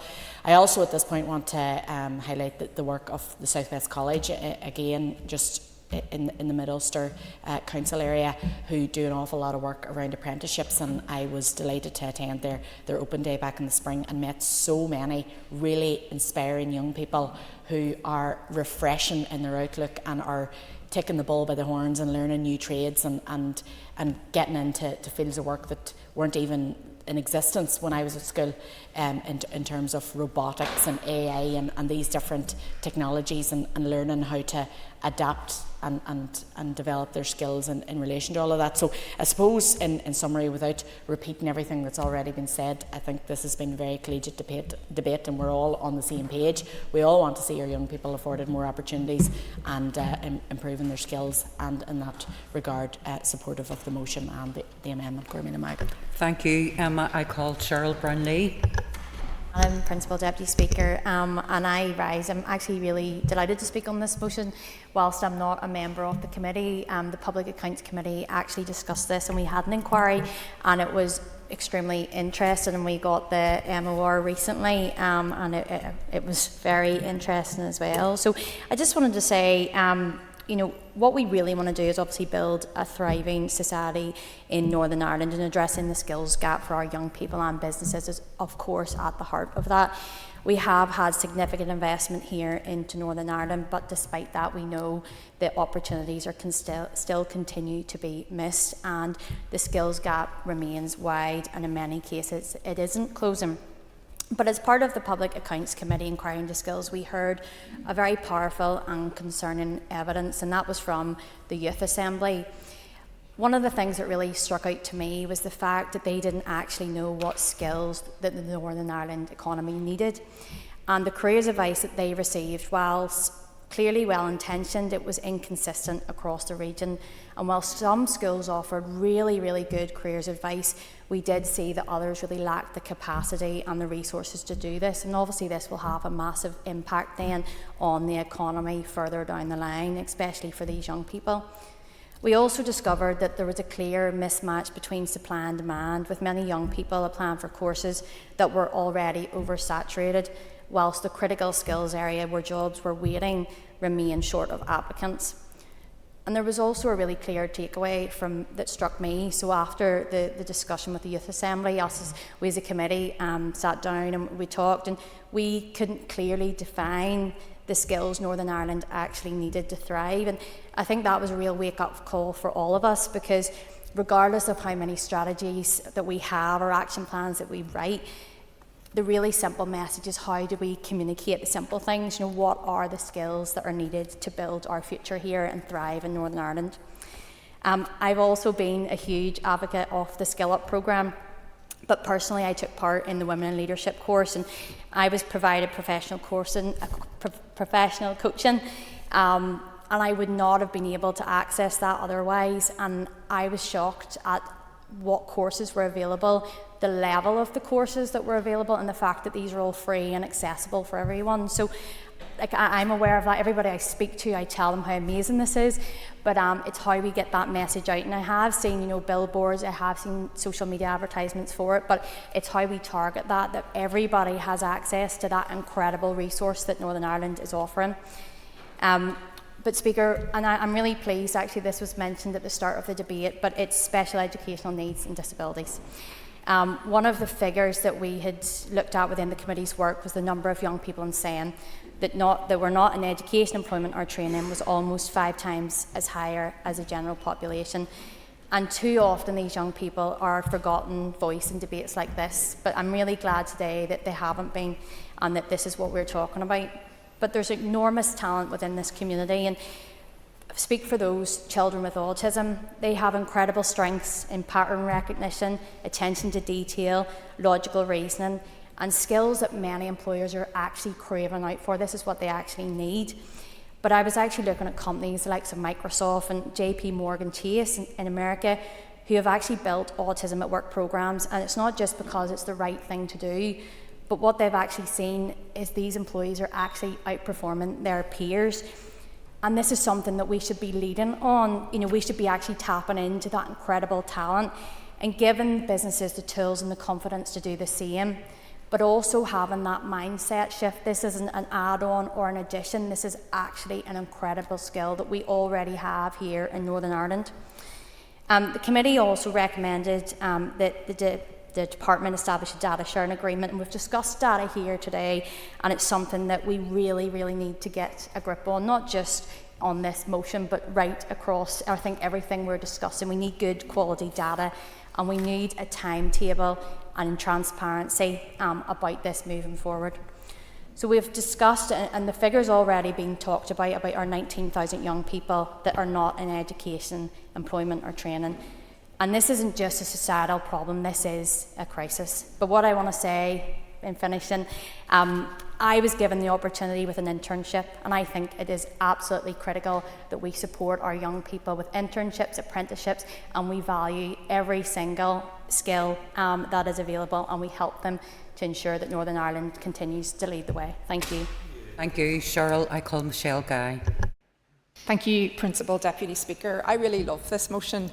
It's got ambition, it seeks to emulate best practice, and it's focused on giving young people hope and opportunity, and in some circumstances a reason to stay here in Northern Ireland. And that's something that speaks to me personally as a parent, but also as an elected representative. When asked what motivates me to be in politics, my answer is often, I want Northern Ireland to be a place my kids don't have to leave to be successful. To realise that ambition, we need exciting, dynamic and innovative educational and training opportunities that cater for different aptitudes and interests of our learners, matched to the needs of both our businesses and critical public services such as healthcare. Right now, those opportunities simply aren't there in the way we would like, and I caution against anyone seeking to demonise young people as lazy or unmotivated when the pathways to succeed simply are so limited. And I especially want to highlight, as others have done, our young people with special educational needs and disabilities who often need extra support to realise their potential. But right now they have limited opportunities available. Northern Ireland continues to have the largest disability employment gap, of all the regions across the United Kingdom. The latest figures report that the employment rate for disabled people in Northern Ireland is 38.3%, while the rate for those without a disability is 85.9%. Addressing the needs of these young people must be central to any approach, and I echo the recognition for Alma White and her work on Caleb's cause, highlighting the neglect of our post-19 SEN young people. This motion recognises that some great work has happened in linking business investment with skills development. We have seen that through the skills academies, for example. However, every person in this place, when we go into local businesses, will hear that we have huge skills gaps that are stifling growth. So when we take that fact and set it beside the fact that we have 25,000 16 to 24-year-olds not in education, employment or training, we have to see that for what it is. A red flag telling us that we need to do something different if we are to meet this challenge. It has never been more important to get the structures right around skills development. Things are changing so fundamentally with AI, it is impossible for government, which reacts slowly, to respond quickly enough to the needs of businesses and other industries. That is why the motion proposes a talent development agency to emulate SkillNet in the South. We have a huge number of innovative businesses that want to develop staff. They want to build skills and expand, however they need support to link with our training providers. We have also time and time again talked about the need for parity of esteem between schools, further education and higher education. We need collaboration, not siloed working as we have now. That vision is driven by the top at ministerial level. The Independent Review of Education provided clear recommendations for how this could be done and a vision for what could be achieved. For example, that report spoke of young people from 14 onwards being able to participate in a wide range of education pathways, including vocational and technical education and work-based learning. That requires collaboration between education providers and workplaces of all kinds. And there are examples of this happening across Northern Ireland. Recently, David and I visited a local manufacturing company, Leprino, in Maherlin, and we saw how they are bringing together young people through vocational opportunities such as apprenticeships, as well as offering placements to university undergraduates and upskilling existing staff members to ensure they have the right mix of skills and experience to meet their business need. But not all businesses are at the scale to provide such a range of opportunities. So our version of the SkillNet model can provide a vital role matching the needs of SMEs with trainees seeking employment opportunities or opportunities to learn. Seeking to leverage opportunities across the island of Ireland is a no-brainer. And we have spoken repeatedly about the need to work on a cross-border basis, especially in terms of further and higher education, and this will continue. But in terms of the SDLP amendment, it effectively removes the central tenet of the motion, which is a call on our local economy minister to take focused action here and establish a local agency. There is nothing within our motion that would stop a talent development agency working in partnership with SkillNet Ireland. We would of course expect nothing else. We would also expect the talent development agency to work in partnership with Scotland, Wales and England. I hope members across this chamber today embrace the vision of this motion. I worked in the private sector here for years in the technology sector, and I know the talent and vision of our business leaders here who are capable and eager to expand our economy, but government must act as an enabler. Developing skills is essential and must be a shared aspiration for us all. Time's up, Michelle. No problem. Thank you. Thank you. Much appreciated. I call Donny Baker. And I welcome this debate today because it goes to the very heart of what we want for the next generation: opportunity, fairness and a future where they can thrive, a future for all of our young people. When we talk about addressing skill gaps, we are not just talking about statistics or strategies. We are talking about lived experiences of our young people in our schools, in our colleges, apprenticeships and in workplaces across the North. A significant step has been the ongoing review into the career service. Too often, young people and parents have told us that careers advice can feel inconsistent or too narrow, not reflecting the opportunities in the modern economy.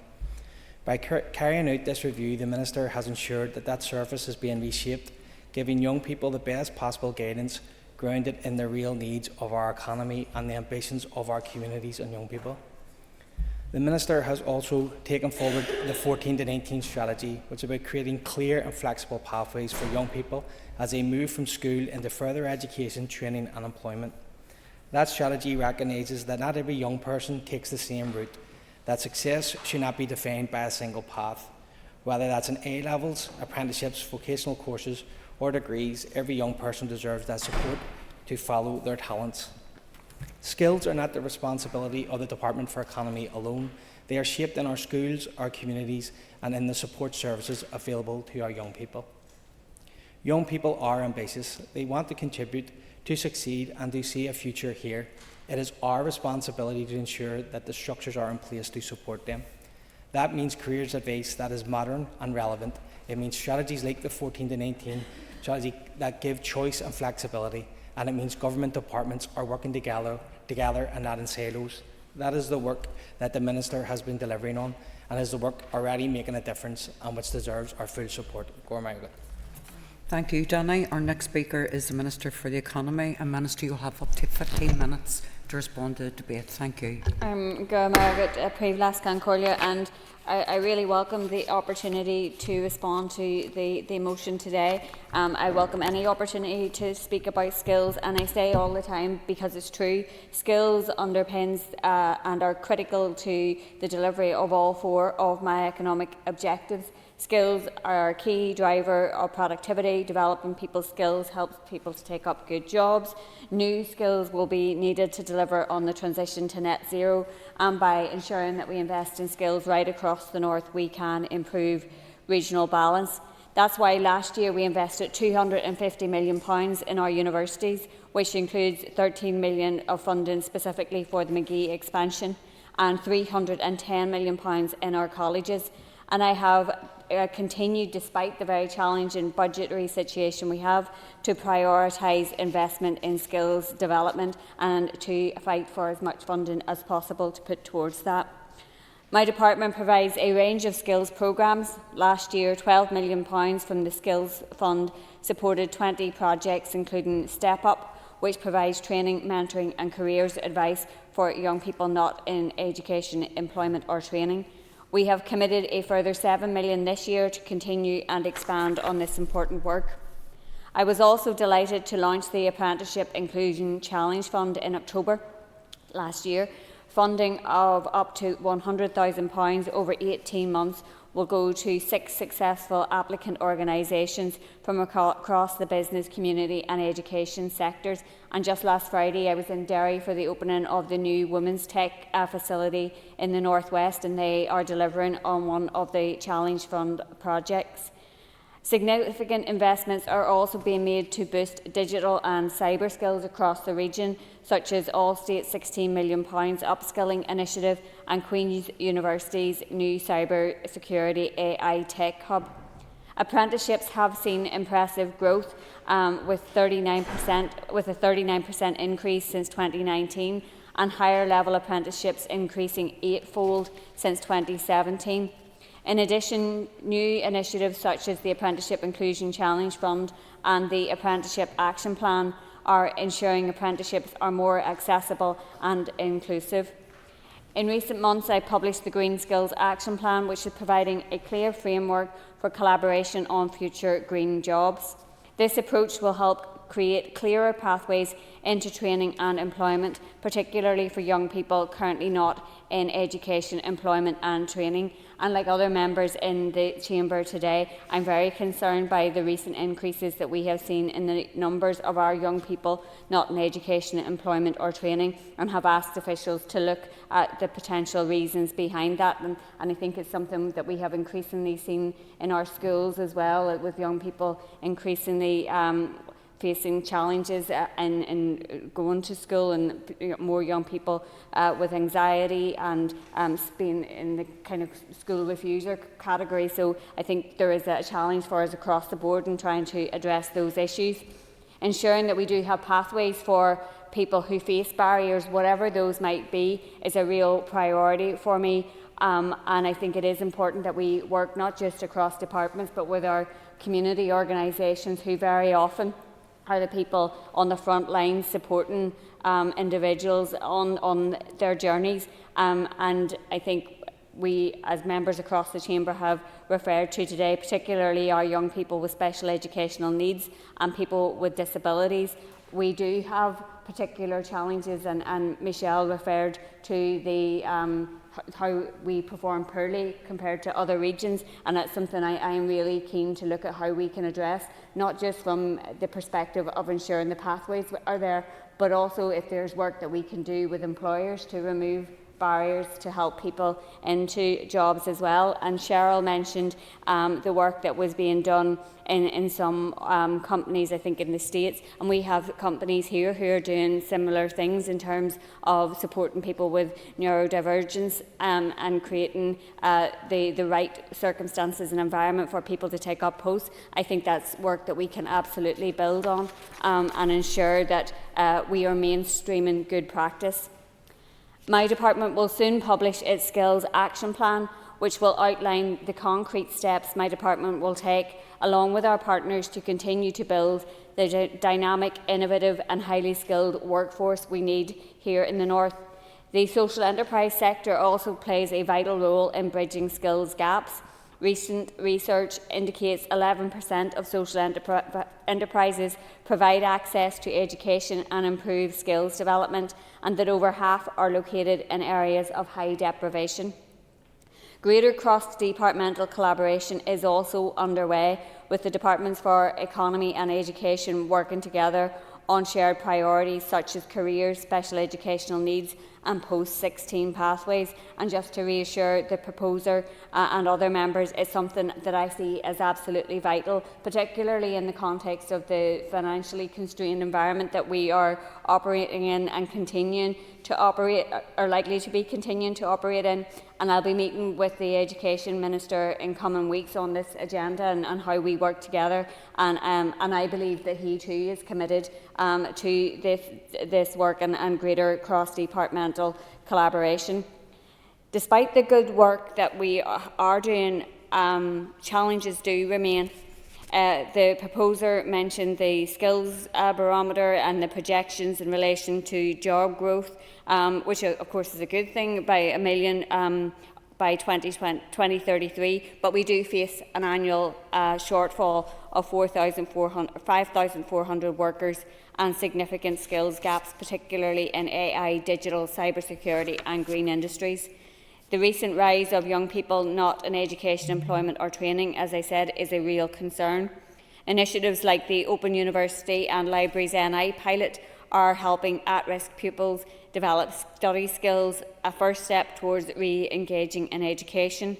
Programmes like Skills for Life and Work, delivered flexibly by FE colleges, support those with low or no prior achievement to progress towards further education, employment or apprenticeships. While higher education isn't always a direct route for these young people, I will launch a public consultation this autumn on a new widening participation strategy to make higher education more accessible. Supporting our young people to gain the skills and qualifications they need is essential to widening our talent pool and ensuring equal access to quality employment. This motion proposes establishing a talent development agency similar to SkillNet Ireland or other European models. The amendment suggests I work with my counterparts in the Irish Government on the creation of an all-island talent development agency. My department is already engaged in constructive dialogue with Irish Government counterparts through a range of cross-border initiatives. One great example of cross-border collaboration is the Peace Plus programme. Through this, my department is working closely with colleagues in the South to build a stronger all-island skills system. Our further education colleges and universities are working closely with partners in the South to deliver training in key areas like green skills and digital technologies. We've also seen strong engagement between the Northern Ireland Skills Council and the National Skills Council in the South, helping to shape shared priorities across the island. Green skills have been identified as a promising starting point, with further potential in areas like AI. I am keen to explore additional collaborative approaches to skills development, and in the meantime, our current approach remains guided by the principle of sectoral alignment. The SkillNet model's strength lies in its sector-based collaboration, bringing together businesses and education providers to address evolving skills needs. And it's worth saying that our colleagues in the South very much view this as a mutually beneficial relationship, that they have learning from us as well, and that we have initiatives that they are very keen to learn from and to see if they can similarly deliver in the South. The work of the approach of SkillsNet Ireland in terms of that sectoral collaboration very closely aligns with the Department's sectoral action plans that were launched by my predecessor, Minister Murphy, last year to support 7 of our most innovative sectors. Addressing the skills gap, of course, is not a single intervention. It is a system-wide challenge. It requires collaboration, as my colleague referred to earlier, across government, education, business and communities. And therefore, I'm very happy to look at what more we can learn from the SkillNet model. I share the Assembly's ambition to make economic opportunity the foundation for social justice and reconciliation. And that's why I will continue to prioritise investment in skills, support for young people and those with specific needs, and deeper collaboration with business. So I look forward to working with members, stakeholders and communities to build a skills system that is fit for the future and works for everyone. Thank you, Minister. I call Cara Hunter to wind on the amendment and to advise a carry of 5 minutes. Thank you. Thank you, Principal Deputy Speaker. In the SDLP, we firmly believe that young people are the foundation of our future and must have access to the right skill sets to help both them and our businesses prosper. We believe that the upskilling of our thousands of young people across NI is key to unlocking and creating a stronger and more resilient economy across the North. I welcome the opportunity to wind today on our amendment, which strikes at the heart of the future of our economy here and the urgent need to address the skills gap and uplift the lives and minds of our young people. For years, I, like many, have watched family members, cousins, friends and school classmates move to Australia, to America, to Canada and beyond to seek opportunities, job vacancies, higher wages, and just really getting easier access to upskill and to learn. These are all people who love where they're from, they're very proud to be from the north, but cannot see themselves building a life here for them or their families due to a number of contributing factors, from rising childcare costs, the cost of living, and for many it's also the challenges of getting access to a university course that they desperately want to get into right here at home. For young people, they face many challenges, and the duty is on us to figure out how we can keep them right here at home and help them prosper. Regional balance, as previously mentioned by many in this House, is very important to highlight here. Benefits of growth belong to us all, and I feel strongly, as does my colleague Sinead McLaughlin, that not enough is currently being done to achieve regional balance, with a particular focus, of course, in the North West, which I feel is greatly felt by our constituents. Moving quickly on to other members' comments, David Honeyford mentioned the important point that we must all look to our future and not to our past here to ensure our young people do have access to opportunities, and most importantly, ensuring that they feel empowered. Also, both he and the Minister mentioned AI, so I feel it necessary to declare an interest, as I do in a month of consultancy work on AI ethics. Other comments from those across the House, Padraig Delargy said it is vital that we acknowledge current work is being done by our schools and by our universities, but there is more left to do. Philip Brett detailed something very important, which is many people feel it is not what you know, but who you know, and I don't think any of us across this House back that kind of environment or circumstances. It's not fair, and it's not what we want to see. We want our young people to feel empowered, have the skill sets and have access to opportunities based off merit and education. Diane from the UUP stated that greater collaboration is needed between the Education and the Economy Ministers with these matters, and we wholeheartedly agree. Finally and briefly, just touching on our amendment today, we don't seek to be pedantic on this. We feel it really reinforces the need for collaboration and connecting and recognising on an all-island basis mutual benefit, and recognising that our lives, our families, our employment, our opportunities don't recognise a border. For example, if you're living in Uri and there's access to jobs or opportunities in Drogheda or Dundalk, or there's a skill gap, we feel that our approach through this amendment would assist in what currently exists to address issues like this. To conclude, the SDLP is calling upon the Economy Minister to work closely with her counterparts across this island to ensure we close the skills gap and give each and every young person right across the north the best opportunity to build a life for themselves right here at home, whether it's north or south of the border. Thank you. Thank you, Cara. I call Kelly Armstrong to conclude and wind up on the motion, and advise you, Kelly, of 10 minutes. Thank you. Thank you, Principal Deputy Speaker. Do you know what? It's not too often that we come to this chamber and actually have a motion that we all agree on. And I have to say that as a mum, as someone who loves living here, that giving our young people opportunities to be here, to have something that they can value in themselves, to earn and to enjoy life is key. And any of us around this room, that would be something that we want for our young people. As the motion says, we've already started off well. We know that employment is going well, but 25,000 young people in Northern Ireland are currently not in employment training. And what are we going to do about that?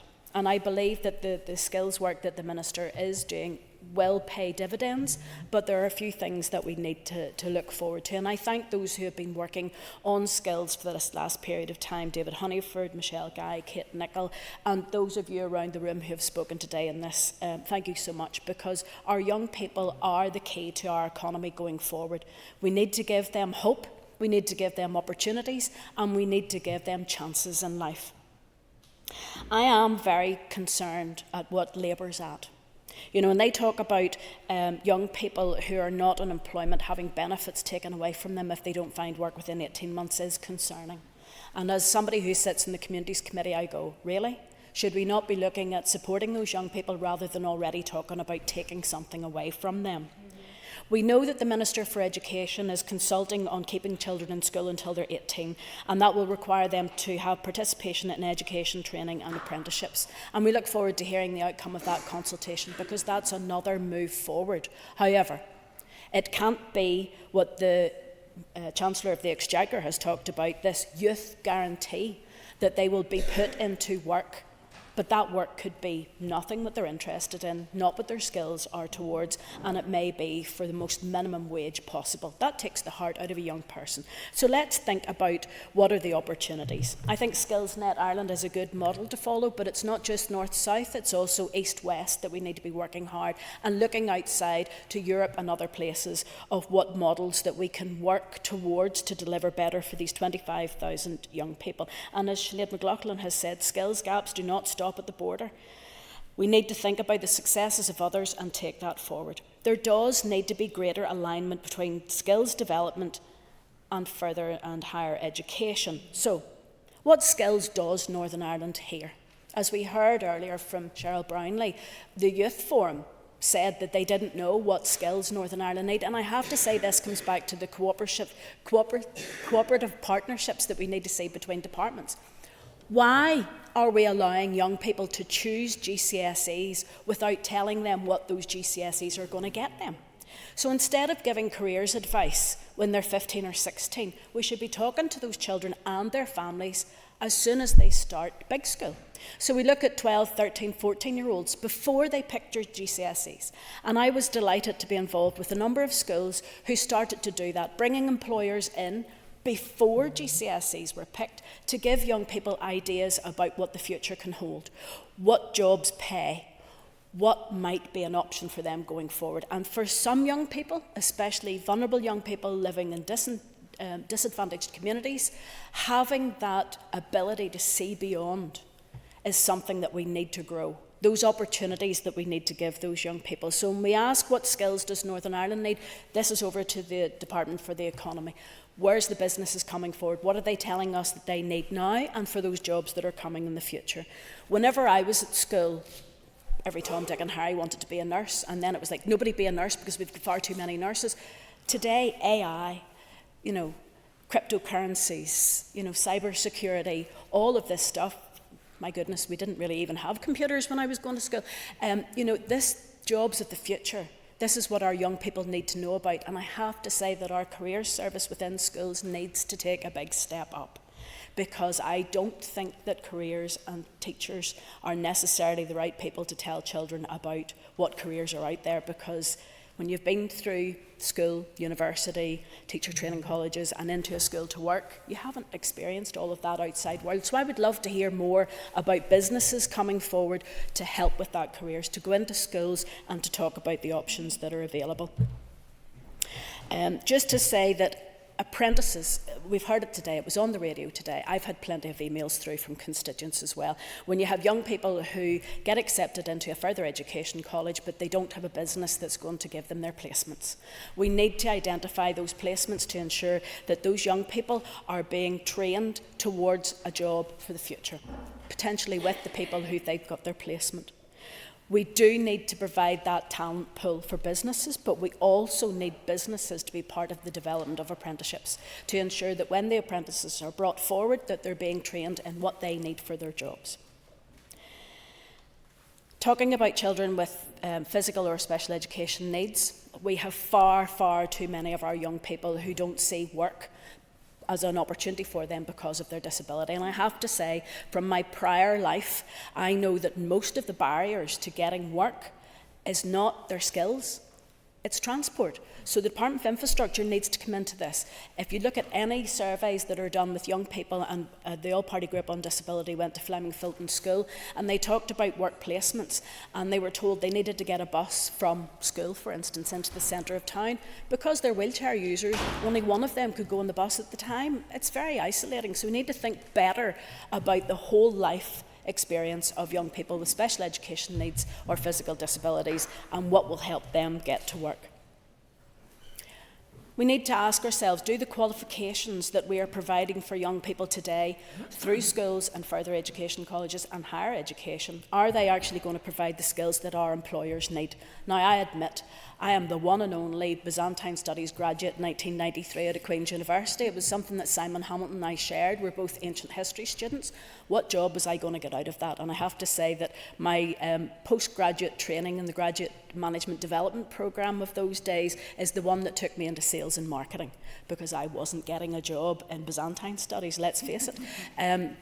maybe some people will say maybe I'm still talking ancient history, but we need to look at our skills. And I remember sitting in a room with a lot of transport people, because I ended up working in transport, as you do with Byzantine studies, and the person at the front said, what do you get if you have a degree in ancient history? And I went, well, I'm sitting here beside you giving legal advice to the department, but there we go.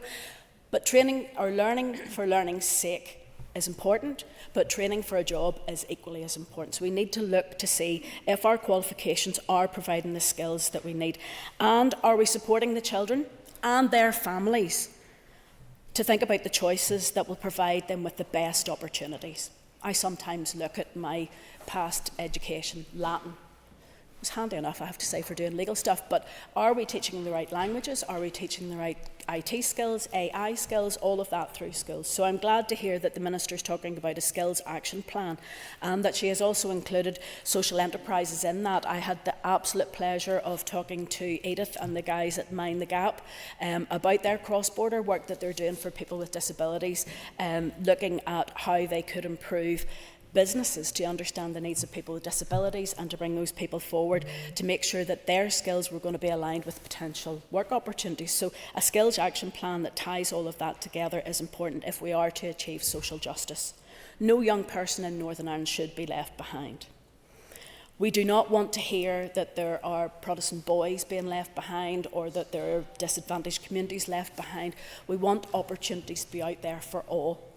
And this motion is calling on the Minister to establish a talent development agency to provide that alignment between skills and development in further and higher education, and to identify what businesses here require.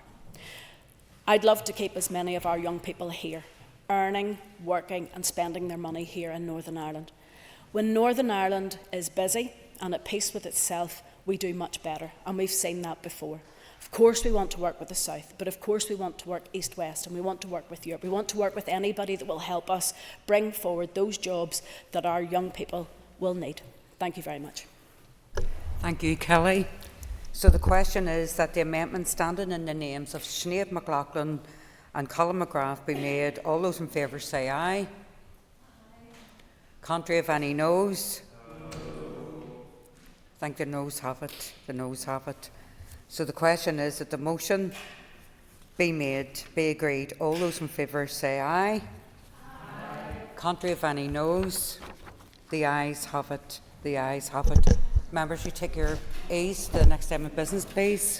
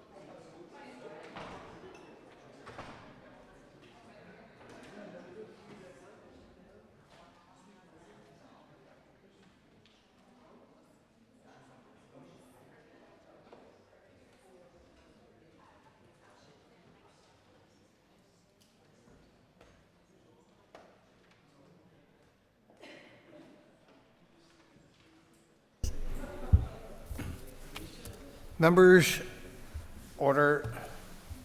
The next item of business is a motion on drug testing schemes. Clerk, please read the motion. That this Assembly recognises the role of harm reduction initiatives in preventing drug-related deaths at festivals and concerts, acknowledges that the Health Service Executive's rapid drug checking schemes have operated successfully at events such as Electric Picnic for a number of years, providing warnings to concert goers on potent and potentially lethal substances. Notes the ongoing work between the PSNI, Forensic Sciences Northern Ireland and Queen's University to develop a rapid drug testing scheme which would enable harmful drugs to be identified and public alerts issued within 24 hours. Further notes that we remain the only part of these islands without such provisions. Stresses the need for collaboration between the Forensic Sciences Laboratory at Sea Park and the Health Service Executive, who have developed the capacity to deliver on-site drug testing at festivals across the rest of the island, and calls on the Minister of Health to confirm when these schemes will be rolled out by his department in conjunction with the relevant agencies. Thank you. And I call Leah Flynn to move the motion. Moved. Thank you. The Business Committee has agreed to allow up to 1 hour 30 minutes for this debate. The proposer of the motion will have 10 minutes to propose and 10 minutes to wind. As an amendment has been selected and is published on the Marshal's list, the Business Committee has agreed that 15 minutes will be added to the total time for the debate. Please open the debate on the motion. Alas Concollia, and I move the motion, standing in my name and that of my Sinn Féin colleagues. At the heart of this motion is a simple but powerful principle that harm reduction saves lives. We are here today to discuss an issue that is not abstract but real, immediate and deeply human. Each year, young people across these islands attend festivals and concerts to celebrate music, community and joy, yet too often these events are overshadowed by tragedy, lives cut short due to the consumption of unregulated and dangerous drugs. Harm reduction initiatives, particularly rapid drug checking services, have been shown to save lives. The question before us is not whether these schemes work, they do, but whether we are willing to act with the urgency and compassion to bring them here. Across the north, too many families know only too well the devastation of losing a loved one to drugs, and as Sinn Féin spokesperson on suicide prevention, alcohol and addiction issues, I meet regularly with families and community organisations who can see this crisis and feel this crisis up close. Their message is always the same, that many of these tragedies are preventable if we are willing to act. And I know previously we've had debates in this chamber around the Jack's Promise campaign with the Brennan family from Lenadoon and West Belfast, and that specific issue was around residential rehabilitation and providing those services for people battling with, specifically with the issues of addiction, and that's something to pick up for another conversation with the Minister and his officials following today. But it's just to give a sense that, the scale of this crisis goes wider than people, accidentally dying through taking harmful drugs. It's wider than that, the issue of drug use, of addiction, of the need for rehabilitation. So it is the scale of the crisis. The point is that we cannot underestimate it. The Department of Health's own figures show that in 22-23, nearly 3,000 people across the north sought help for problems with drugs or alcohol use. The detail is stark. More than a third were struggling with drugs alone, and over half were using drugs daily. These are not occasional users. These are people caught in the grip of addiction, living with risk every single day, and that is why harm reduction measures like rapid drug testing and drug checking are urgently needed. It's important to be clear about what we mean. Drug checking allows people to anonymously surrender substances at festivals or concerts for on-site analysis. Dangerous or contaminated pills can then be identified and public warnings can be issued within hours. Rapid drug testing is lab-based and confirms what's circulating more broadly out in society and enables health authorities to issue alerts quickly across the community. Both are essential. One protects individuals in the moment, the other protects the wider public. And the Minister, I know that himself in recent correspondence that we had shared, that I know that he acknowledges the issue and he acknowledges the difficult situation that we're faced with. And even going back as far back whenever the new substance use strategic plan was being launched last November, I think it was then that the Minister pointed out in terms of the most deprived communities and the issue that the drugs misuse deaths are almost 6 times higher in those communities as opposed to the least deprived areas, and it's a really important fact that he had pointed out, and he described that at the time as unacceptable, and he was completely right. But if we accept the reality, if we accept that as the reality that it is unacceptable, we also then have to accept our responsibility, our collective responsibility, that we need to act. We need to try and do more. We need to try and put in more measures in place that might save lives, and that is the context of today's motion. We're calling for the introduction of rapid drug testing and drug checking services across the north, and we don't need to look too far to see the benefits of these schemes. At the Electric Picnic Festival in County Laois, the HSC Safer Nightlife programme has been running successfully for 4 years. Festival goers again can surrender substances for testing in a health-led, non-judgmental space. Last year, the system identified MDMA pills containing 3 times the adult dose, pills that were already causing seizures and admissions to hospitals. Within hours, an alert was issued to all attendees through the festival app, preventing critical harm, and that is the point of the motion, to try and prevent death that we can prevent at this stage if we can instil some of these new schemes. And this form of testing, it would be referred to as back-of-house testing, so it's where people can drop off the drugs anonymously. It enables the medical experts to see what's circulating and to act quickly without exposing festival goers to criminal risk.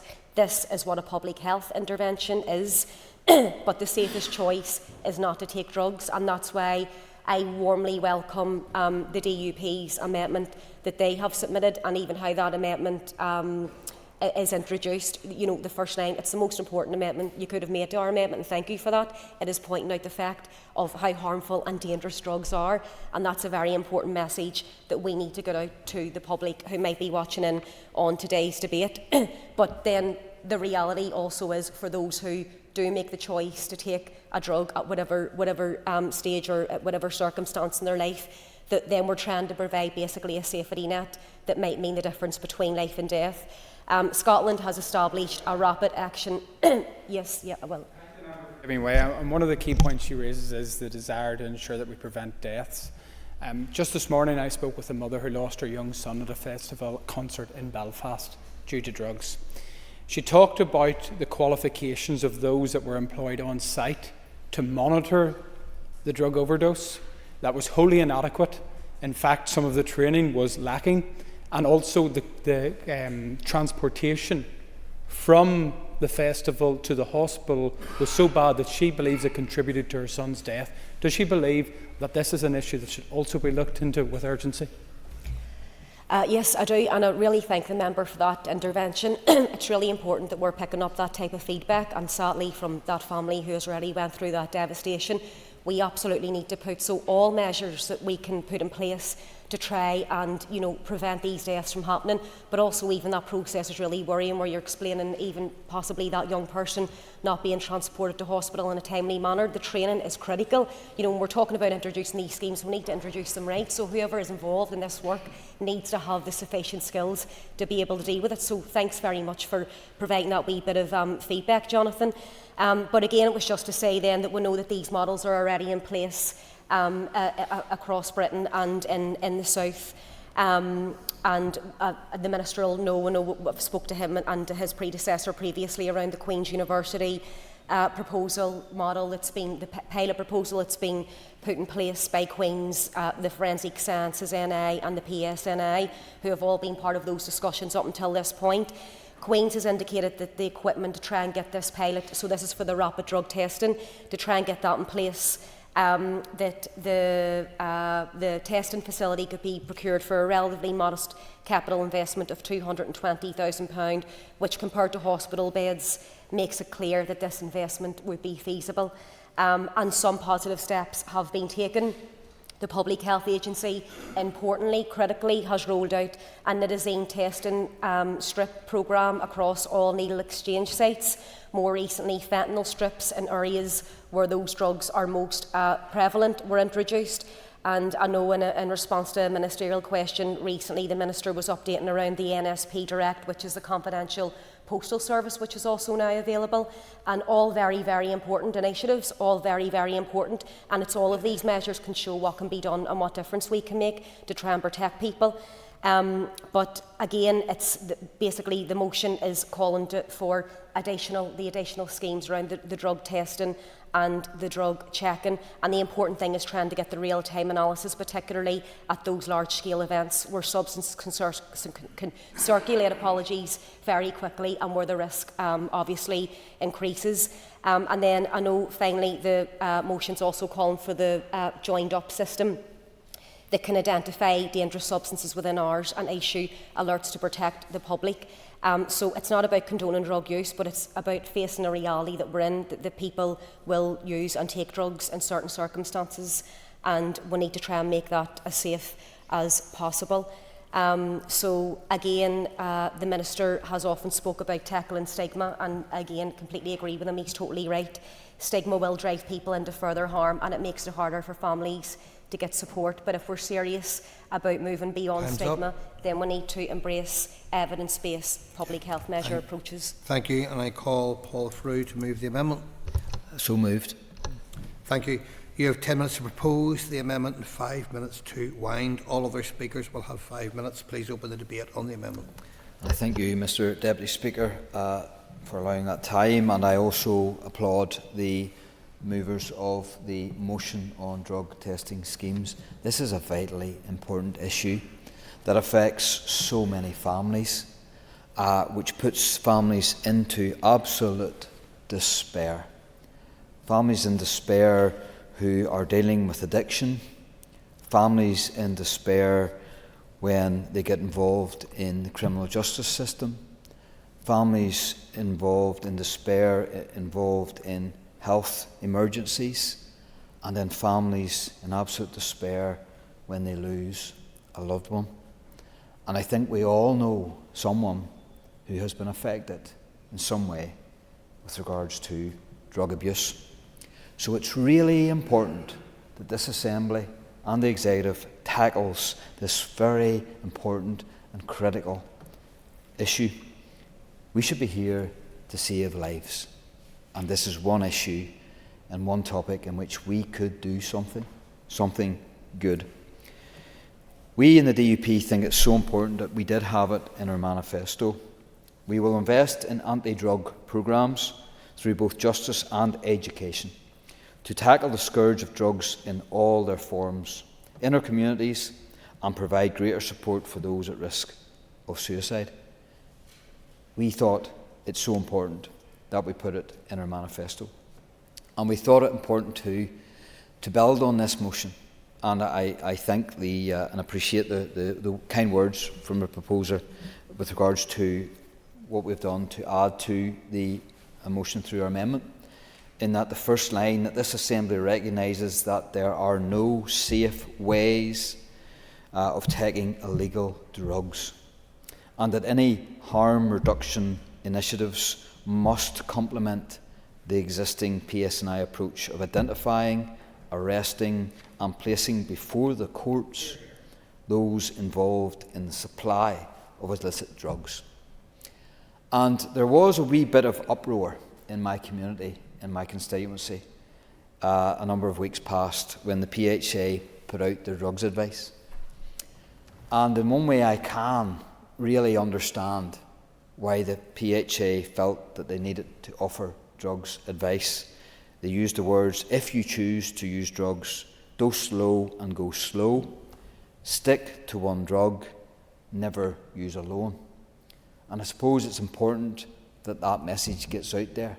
But there is also so many people in my community who thought that that was irresponsible, because you would imagine a fellow drug addict advising another drug addict into how to take drugs, and that may be well something that they would say to their fellow addict.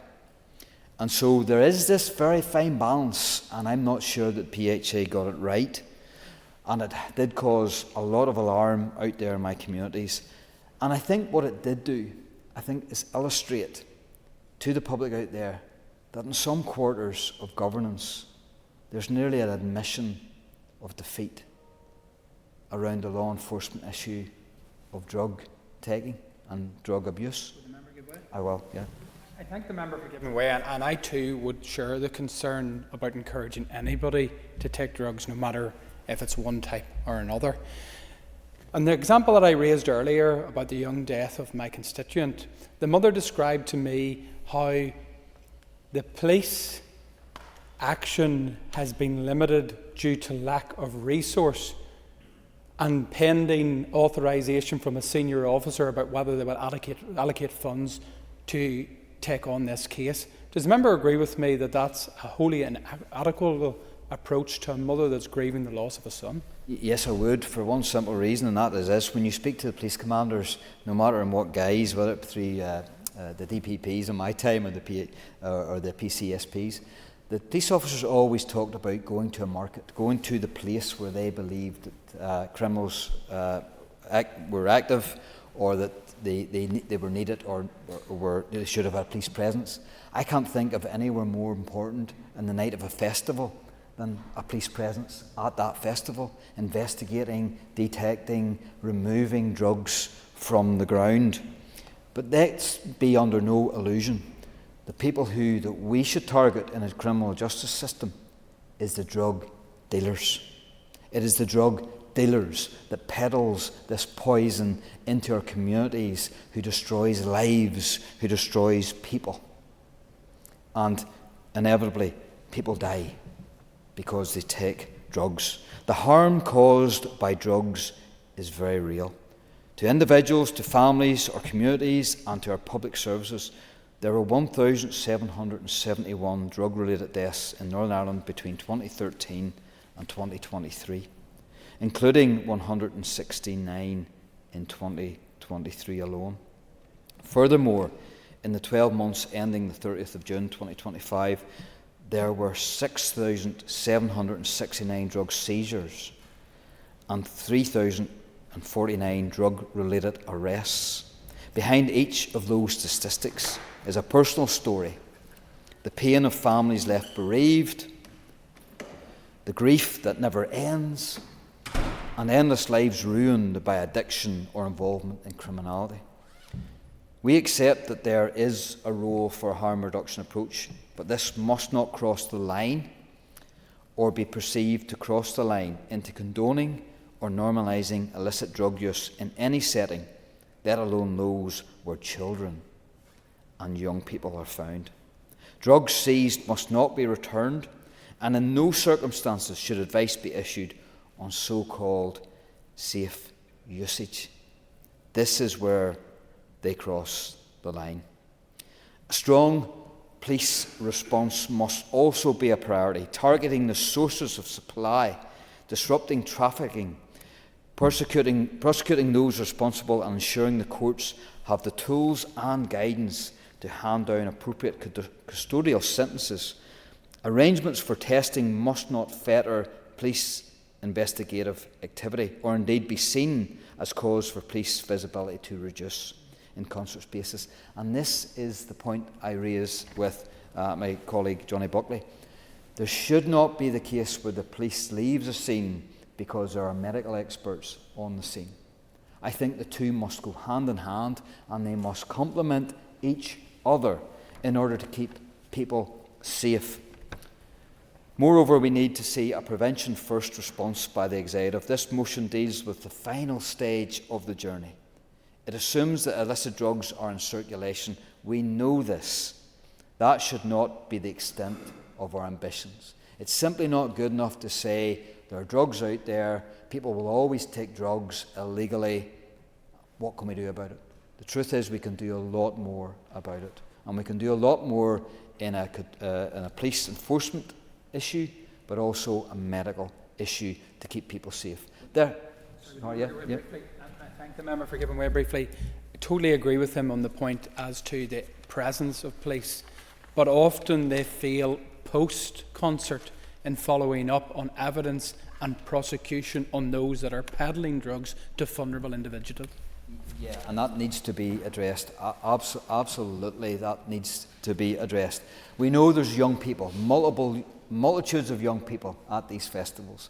We know that drugs are in circulation. We know from time to time that there are really dangerous substances out there that have more strength than other drugs. And whilst we must get the message out that all drug taking is wrong and all drug taking is dangerous and irresponsible, that we know then that there are occasions when there are really lethal batches of drugs going out there that will do massive damage and death to our young people. And so there has to be more intelligence around this, and that's where I think there should be collaborative working between medical experts, educational experts and the police enforcement agencies. And at no time should someone surrender drugs and then receive them back. Once we get drugs out of circulation, for every drug, for every pill that goes out of circulation, it could well save one person's life, and that's worth it. Mr. Deputy Speaker, it's worth it. So I think of course we support this motion, and we hope to see real progress in this regard in the future to save a family, a person going through the pain that we have all witnessed families go through. It's really awful to watch a family go through addiction. Support needed, requires a criminal sanction, and then obviously that young person getting involved in the criminal justice system, and then even time's up, and I call Danny Donnelly. Thank you, Mr. Deputy Speaker. I first want to thank Orlia and the Sinn Féin MLAs for bringing this important motion to be debated here today. We have attended many events where we have spoken to people who have lost loved ones to drugs and substance overdoses. This is a very serious issue right across our society, so it's good that we are debating this here today and seeing what we can do about it. I also want to thank the DUP for bringing their amendment, and we will be supporting that today as well.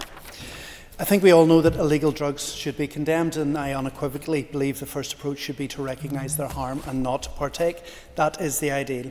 The reality, however, is that this happens no matter how much we disagree with it. We cannot deny it. And if we want to save lives, we need to give serious consideration to how models like drug checking can be adapted and introduced here in Northern Ireland in a meaningful way to tackle the crisis we are facing. We need to face facts. Northern Ireland has the second highest rate of drug-related deaths in the UK after Scotland.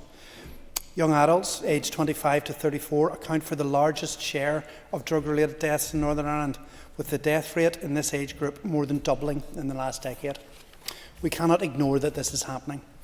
And while I agree there is no safe way of taking drugs, and I urge anyone considering taking drugs never to do it, I also recognise that it is very easy to say those words and consider your moral slate clean without taking real and holistic steps, without addressing the wider issues in our society. Without testing, you can never be sure of what is in a substance or the strength of it. That is the point of testing, so that people can make an informed decision. No one deserves to die because they have made a mistake or a bad decision. This isn't about international drug gangs and the mass supply of illegal drugs. This is about young people at festivals who aren't educated on the harm of drug use, and who maybe, if they spoke to someone in a safe environment, free from judgment and harm, they may make a more informed decision. Research from Queen's University has made it clear that there is an urgent need for enhanced services, including measures like the immediate access to drug testing. Preventative measures like this are health-centred rather than punishment-centred. They are based in evidence rather than fear. In a survey from the Irish Journal of Medical Science of nearly 1,200 Irish festival goers, 87% admitted to using more than one substance. Strikingly, 93% said they would be willing to use independent drug checking services. That willingness tells us something important. People are open to making safer choices when they are given the tools and the information to do so. Drug checking acknowledges reality, that people take drugs and that young people will experiment, and provides people, especially young people, with the chance to make informed decisions. Education about risks will always be vital, but so too is empathy and honesty. Drugs are very available across all our communities, whether they be rural or urban. They are imported in huge amounts into Northern Ireland every week and are taken by many people across our society. There's a huge black market industry here, and ultimately, if there was no market for drugs, this would not exist. I would encourage young people in particular to seek out reliable information on drugs, and I would highlight the Talk to Frank website as a confidential site for doing so. Initiatives like the Loop, the UK's first systematic drug checking service, has shown what can be achieved by analysing substances and providing tailored advice. Not only helps individuals to avoid immediate harm, but also collects intelligence that can inform wider public health responses. Even the police, who are experienced in drug crime, back this stance. James Q, the former Violence Reduction Unit, Drugs Exploitation. Yes? I thank the member for taking a quick point. Would the member agree that sharing of that information is vital, and the recent initiatives by the police in the last few years, whenever they do get access to the drug dealers' communications to alerting people, has actually been positive, and the police should be commended for taking that different approach, that it isn't just always a criminal justice matter, that you do have to work in conjunction with health. Next minute. Thank you. Yes, I absolutely would agree with that, and I would also say that the rapidity of getting those alarms out and getting that information out into the public can save lives. So the quicker that those messages can be put out into circulation can inform people to make their own decisions. James Q from Thames Valley Police said drugs checking is reducing drugs use through knowledge, harm reduction and welfare. And for a considerable number of people who are receiving this information for the first time in their lives, drug checking is crucially saving lives. This approach isn't about acquiescing or normalising drug use. This is about proactive harm reduction, and it is achieving positive results. A single drug-related death is one too many. And I think there's a lot to be said in that response. Essentially, this is not about morality, it is about protecting life. Drug checking is health-centred and evidence-based, and it deserves serious consideration here in Northern Ireland. If even one life can be saved, then it is worth it. Thank you, Deputy Speaker. Call Alan Chambers. Thank you, Mr. Deputy Speaker. From the outset, something that can never be overemphasised is the fact that there is no such thing as safe drug taking. Every illicit drug carries with it the potential to harm and to devastate families. Too many lives in Northern Ireland have already been cut short by substances which society may have thought the risk was limited, but in reality are laced with danger. As a parent and grandparent, watching our loved ones excitedly leaving the house to go to festivals are a common occurrence. For some people, it's a rite of passage. And so it is in that excitement that we also consider what would be any family's worst nightmare. Young people whose promise will never be fulfilled because of a single pill swallowed in a field or a powder taken at a party. A moment's action, but with potentially life-changing consequences. As far as I'm concerned, there's no such thing as too much awareness or too much focus placed on preventing these drugs being consumed or brought to festivals in the first place. And yet, Mr. Speaker, as legislators, we are also confronted with the stark truth that drugs are present at concerts, festivals and a multitude of other social occasions. They are circulating and they are being taken. To pretend otherwise would be to close our eyes to the reality on the ground. That is why this debate matters.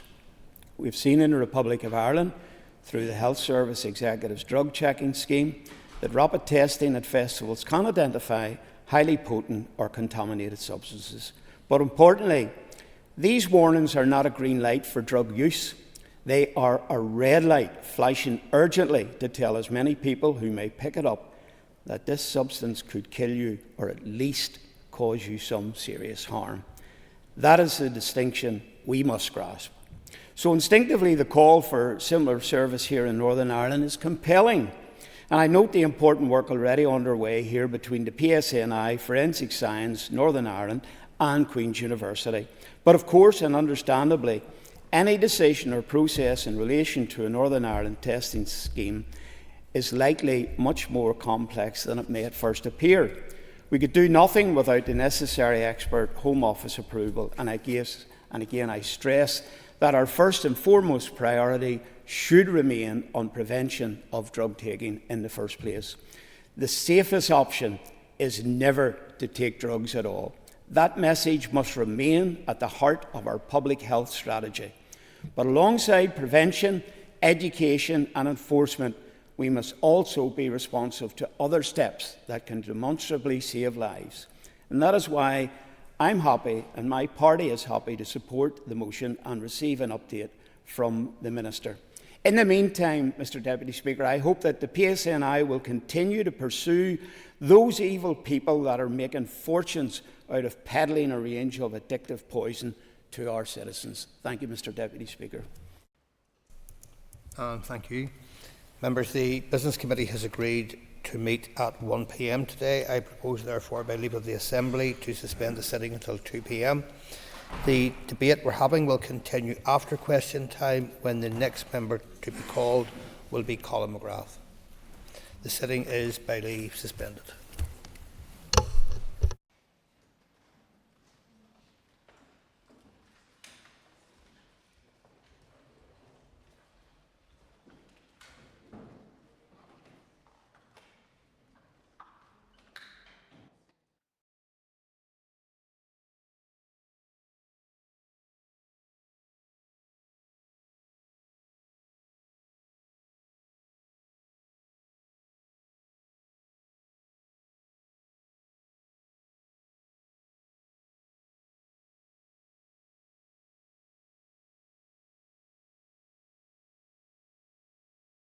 Assembly Chamber. Sound.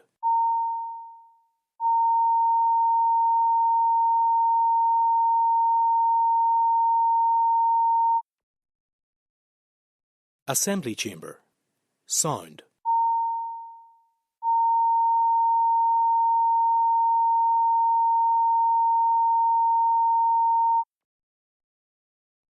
Assembly Chamber. Sound.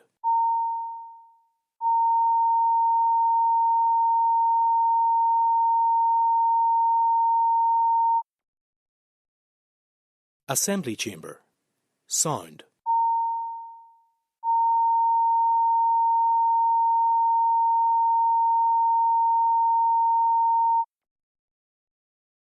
Assembly Chamber. Sound.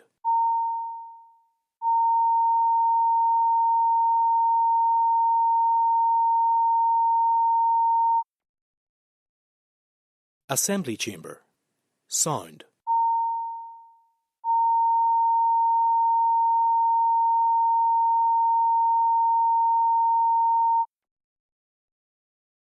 Assembly Chamber. Sound.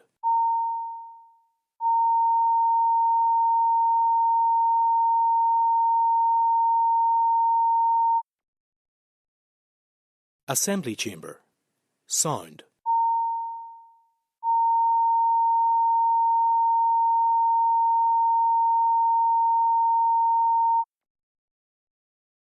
Assembly Chamber. Sound. Assembly Chamber.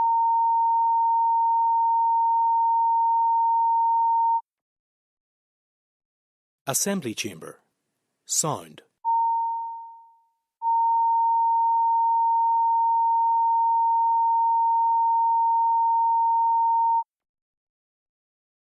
Assembly Chamber. Sound.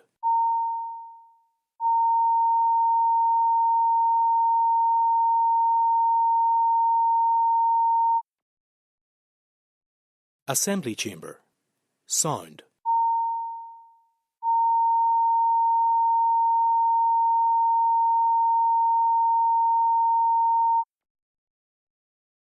Assembly Chamber. Sound.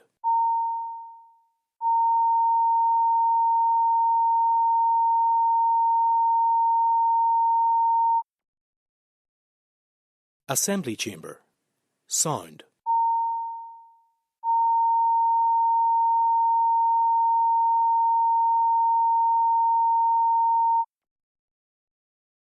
Assembly Chamber.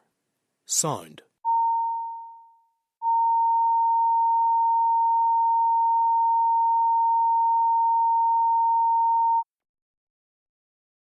Assembly Chamber. Sound.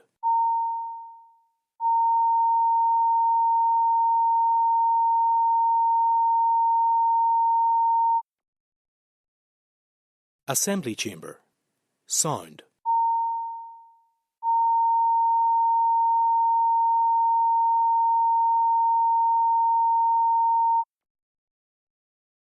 Assembly Chamber.